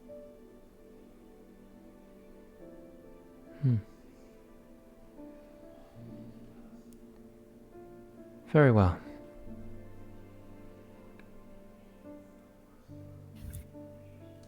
There are, of course, more intricate matters to be discussed, but I do believe we are ready for dessert. Wow. We prepared a special show for you all. Pulls out the box of matches.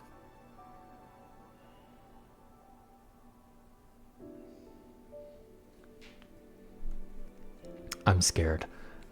Sorry, No, she likes the flambés. Okay. The flambees. Yeah. The flamby. I would like to put forward Fujino as militia captain.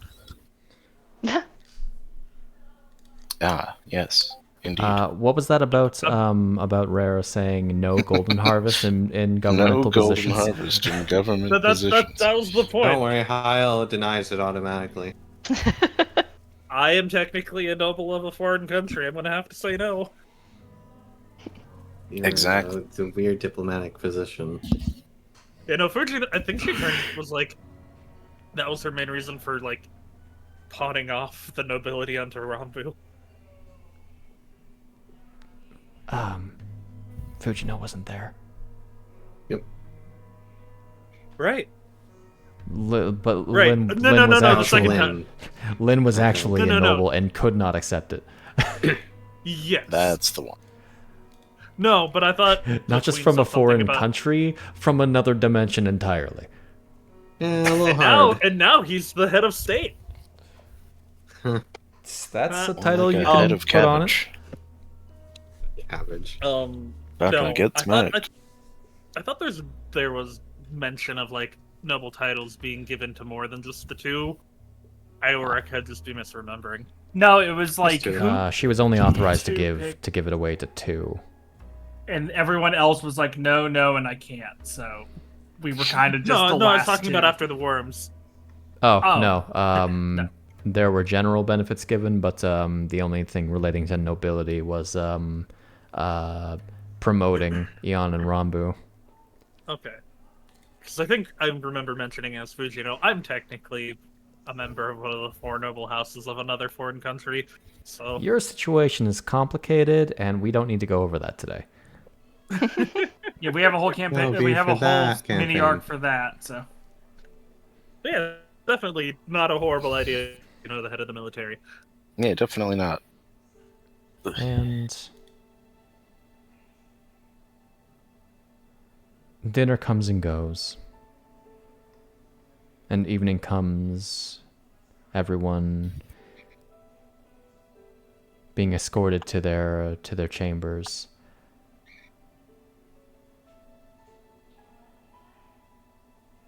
Rambu, you find it all, I imagine, exhausting.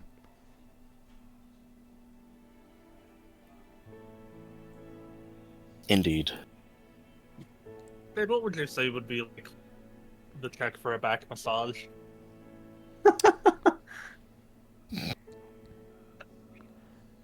Athletics or acrobatics? What'd you say? Acrobatics. Don't even let him have a That's a skill hell of a for way it. to He do a just has to back do a rub. check.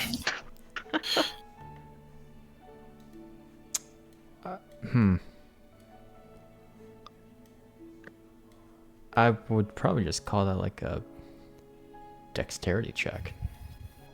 And then Oh. Yeah, we don't want any grandma massages with your strength over here. Okay. She's giving Rambu a trying to give her a back massage. we'll say Damn. you can add, That because sucks. it's part of your maidly duties, you can add your proficiency bonus to it. That would Just- make it a Not just part 12. of maidly duties. That seems suspicious. Ayo. She needs to be very skilled, you know? Kiwa, how do you know how to do this? A maid must be ready for their master or mistress's any request.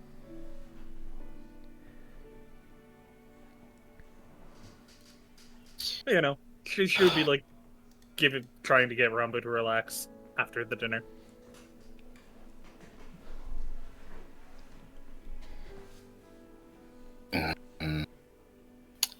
There's a part of me in the back of my head that is screaming to just run away forever. I can help with that. I'm sure you could. Nurses. Like, where do you want to go? Literally anywhere else. Want to go spend like a weekend with Grisha? I don't help. I think Coco might be more your speed. But I don't know if she's on a job or not. Let's see. She takes out her Chica slate. Well, teleporting here defeats the point.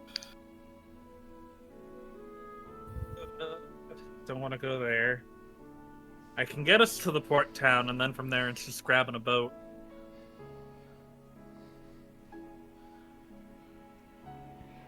Let's just revisit old areas as like different characters and see what's changed. As the Yeah, game's progressed. exactly. What's going on in Star City right now? So They fixed that whole You could just ask her. everything. Yeah.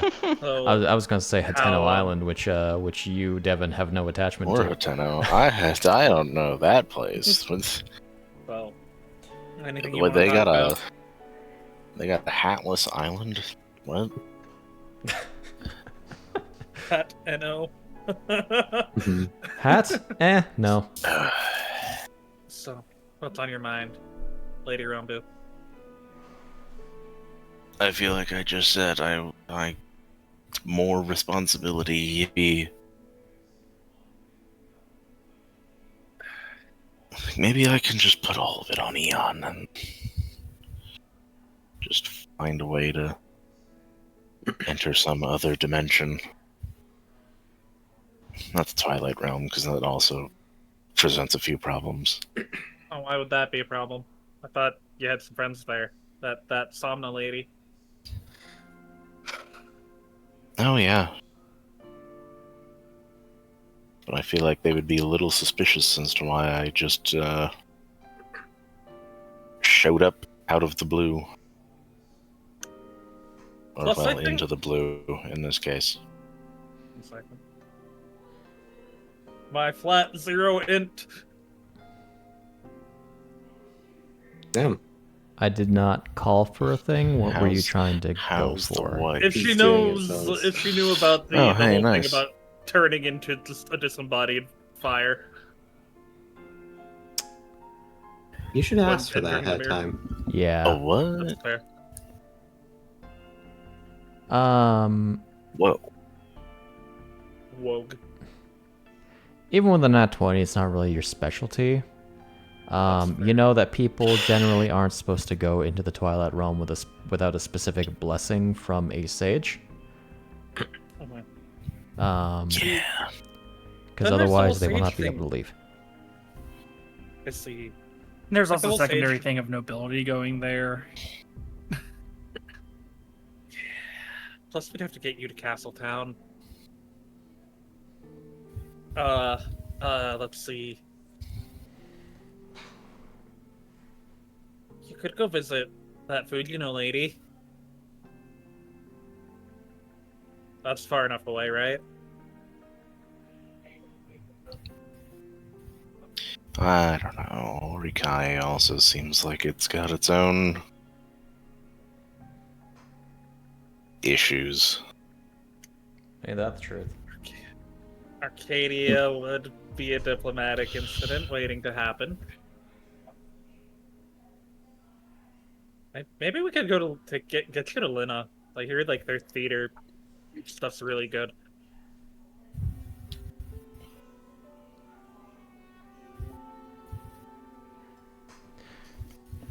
So what are you really concerned about other than the noble stuff?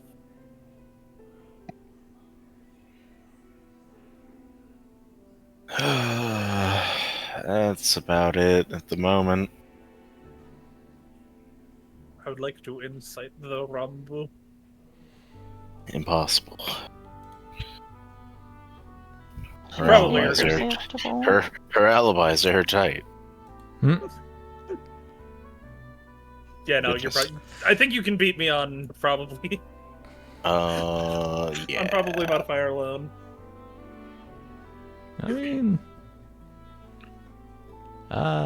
mean, depends on what you want to roll, I guess. Yeah, sure, why not? Let's go. Yeah. Get towered. Considering you both got a 5 on the die, Hilarious. what does knowing your roll as 11, what is your what does Kiwa glean? You rolled lower than. Congratulations, you get nothing. Okay. Alright. You're really tense, like, right here.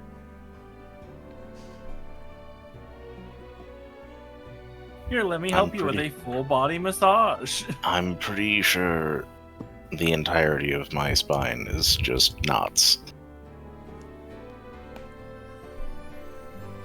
She digs into it a little bit.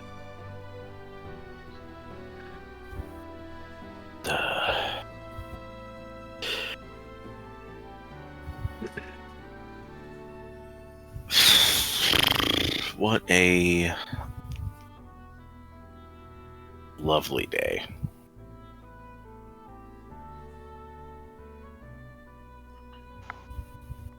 There's Rambu, there's a knock at the door.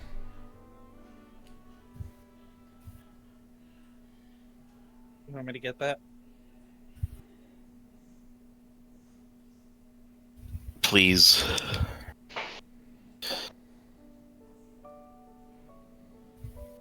Kiwa will go over to the door.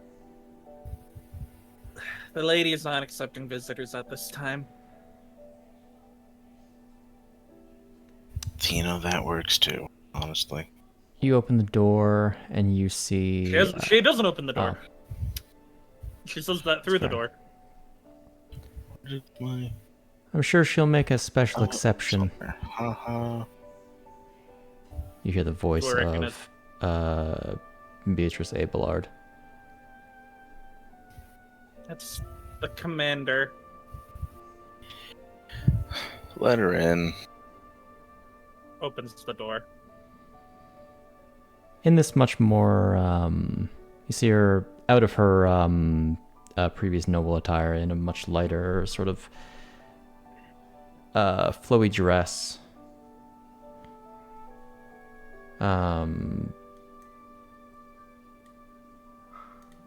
Very much more mobile than what she would have, than like the doublet she would have been wearing previously. Close the door. Stand inside the room by the door.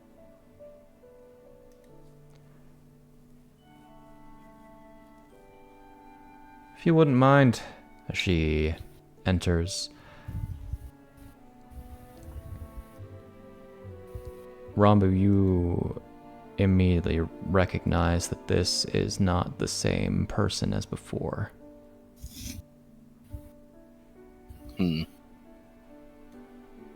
Looks to Rambu. Her eyes are much more vibrant.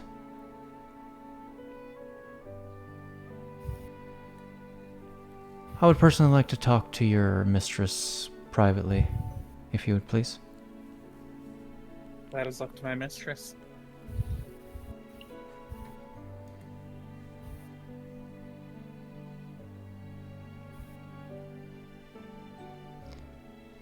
Jean Wait looks outside over to for you. now. Okay. You look like you're I'll gonna let get a you know. breaker. Are you sure? You look like you're about to have an aneurysm.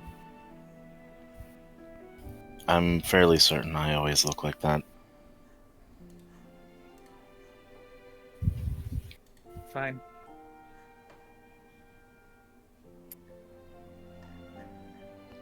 Kiwa will step out. Okay.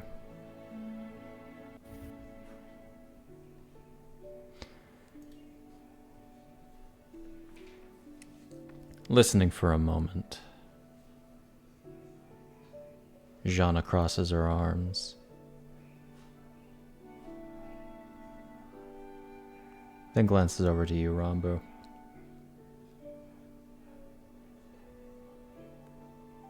I suppose I owe you a bit of explanation.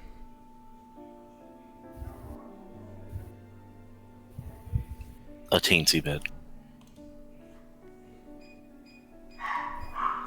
1 second. Pull him to another chat. What the dog doing? Casper. Not actually going to another chat. Just dogs. Okay. Nah, we're only gonna do that sometimes. This part. I was like, well, it's my turn. Not sometimes, he says. On this side. Alright, they'll only be for 30 minutes at a time. True.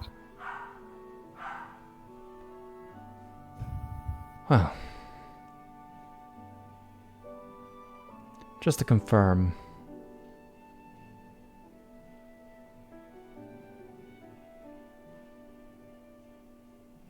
I am Beatrice Abelard. Not the one you know.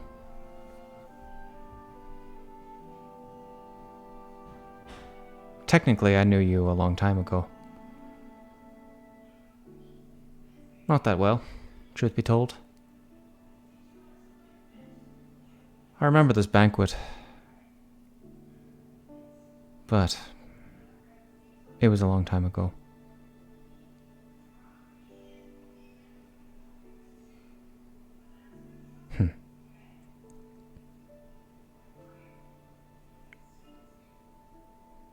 By all technicality, I am a version of her from a different time stream.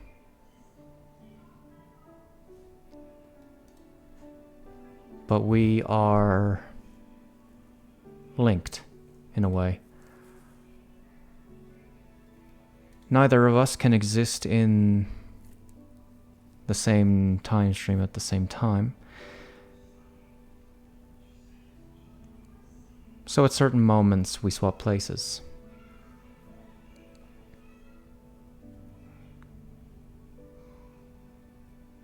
Generally, it's when she's unconscious. She gets to live an alternate life in a different place. As far as I'm aware, she's none the wiser. It's not a choice I made. Just an oddity of my existence.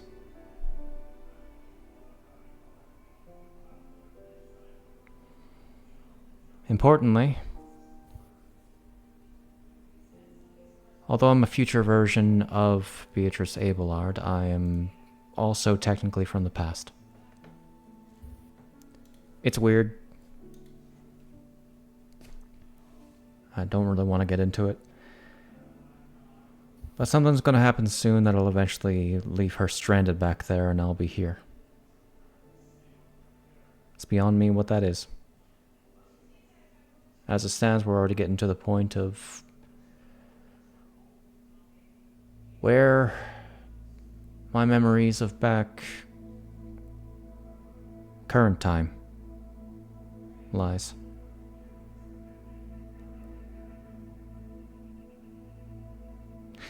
Frankly, I'm hoping it isn't just me dying. That'd suck. Well, his memory is mysteriously cut off. You either lose your fancy ability or you die. My guess is. Who's to say? Either way. It's an unfortunate cycle that always creates me.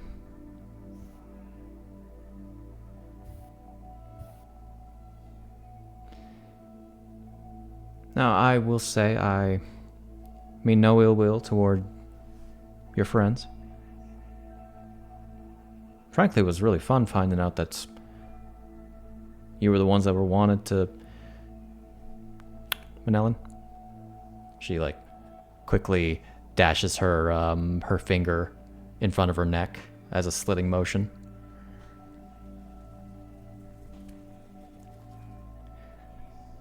Nice touch with a summoned dagger to the head, by the way.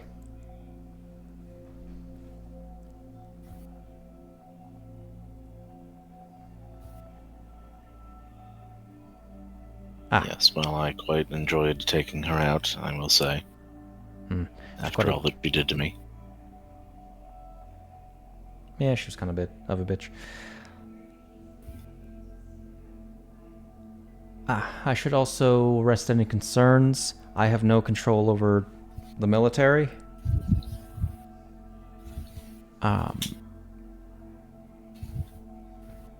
It's easy to pass as her, but I really don't like to.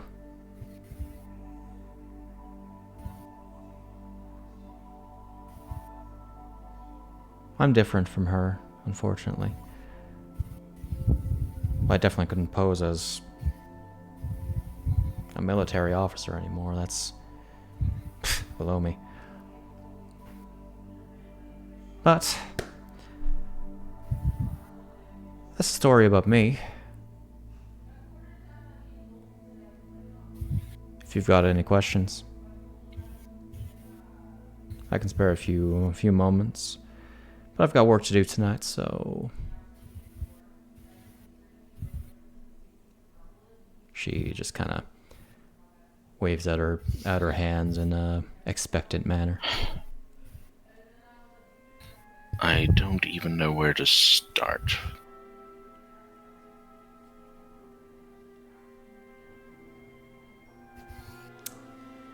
You're kind of springing all of this on me very suddenly. I can come back. I'm staying here well, she's staying here the next couple nights.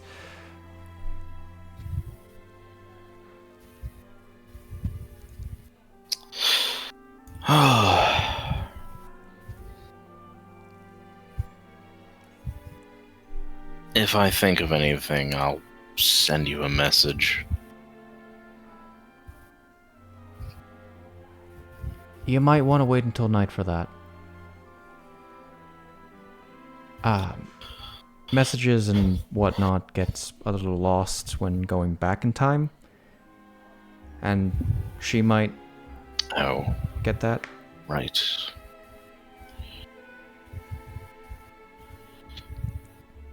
I guess we need a code phrase. Think of a code phrase that I can use. Just to see if it's you. Which one of them is eating the face of Hyle's cousin? Great question.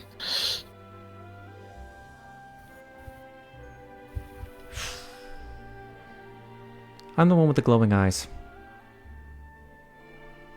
To make that simple.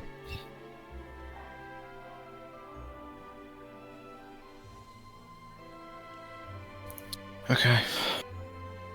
If I preface a message with that and it's not you, then I assume it will be met with confusion. If that's your approach, then I would advise stopping after the first. We'll figure out a system. Though I imagine things might become a little bit messy here in the coming days. Why is that?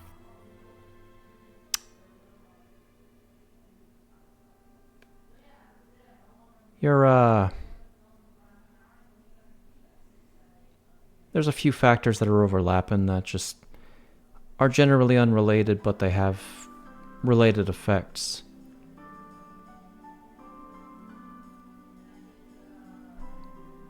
There's a reaction causing a stir in a nearby ancient tomb, from what I understand.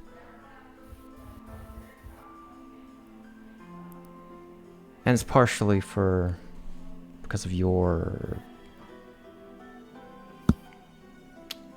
rituals. Your demonic presence.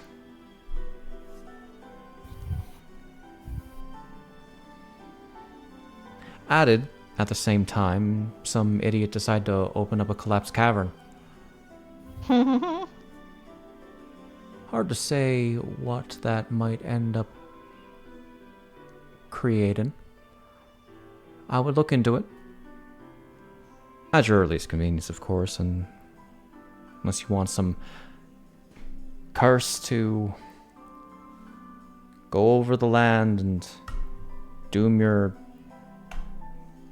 who are now your people. You did miss a really interesting fight after you left, though. Just, only a forewarning. Really doesn't have anything to do with anything else. Honestly, ask your patron. They'll probably know more.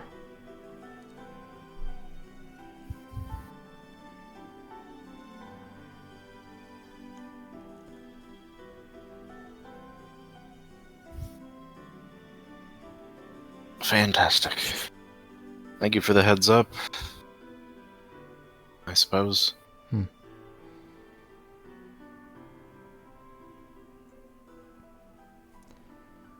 Alright, well, be talking to you. And given that will be your responsibility, that might give you an in with certain frigid one. Well, there we go.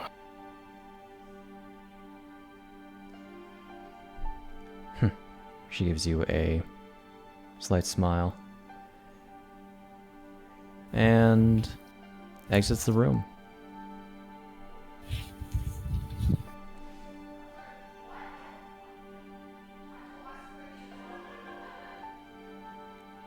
Have a good night, Miss Okay. Aylard.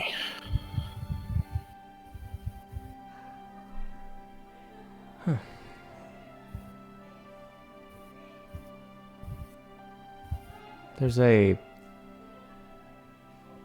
slight menace behind Beatrice's side smirk as she returns to her room.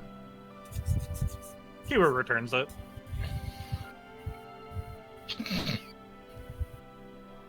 Careful, Icarus.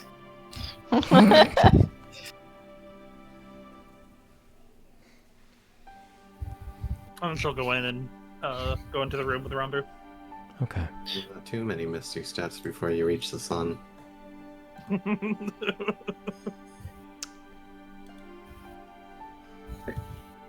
With all of that said, as we are cusping on way longer than I was expecting us to go, Lol Lamau.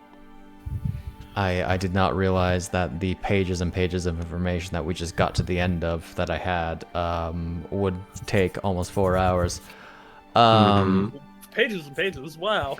Wow. That was a lot Could of have been more information. pages. It could have been. Info. But as soon as we Got get past freaking this lore page, dump on us, got a info dump on us, got a trauma dump on us. Unsolicited, by the way. But having lot a of ramble dumping for about happening half right an now. hour about the meal we're Freaking having. crazy whack ass. as night falls on Hogo-sha Manor and a banquet is just on the horizon, that's where we're going to end the first session of part 2. I'd like... Shade, how does the reconstitution work for Koome? Who knows? Who knows? If it restores the body, and I think it would be really funny, say Luna just like, as soon as the conversation was over, just completely evaporated Koome. Anyway, you know that body that you greedily took because you keep greedily taking your bodies? Yoink. Yoink. Another one. Yoink. I don't Go like get a new one. redheads. So, Get back in the cage, I don't- elemental. I don't like redheads. No offense, Stella. I do like to think there's like a little bit of a duel. Because Koome... You're too Really old for saucy. highlights, Granny. Get back in the cage. Okay. So yeah, that was a lot of information, and I am tired. Oh my god. Yeah. Mhm. To sleep. Every time you say it's gonna be a short session, know, I'm every like, time you Okay, I I would- believe you. I would love Oh, it to hilarious. be the case sometimes, but then I get Based. into it. But Then also, you spend an hour and a half on Rambu alone. That's ridiculous. if An hour and a half. that was gonna take place like during that night instead of the Jana conversation until I like refitted things because I was expecting certain people to be gone. Don't worry. I had my work on the side the entire time, just writing. I'm okay. But I've got a convention to go to this weekend, which I'm Yeah, heading out. I hope you get to go with sleep your well this convention. time. I am like, Yep. after packing, I am sleeping right after this. So, I haven't even packed, oh. it's only a I'm few gonna days. stay awake I'm, for another 2 hours. I'm not cosplaying or anything because it's a it's a Oh, okay, new that's place. a little better then. So, I'm just packing a few clothes. Anyway, yeah, Base. end of trim. have a wonderful whenever you're watching this. Bye. Bye bye. Bye-bye. Bye. Fair.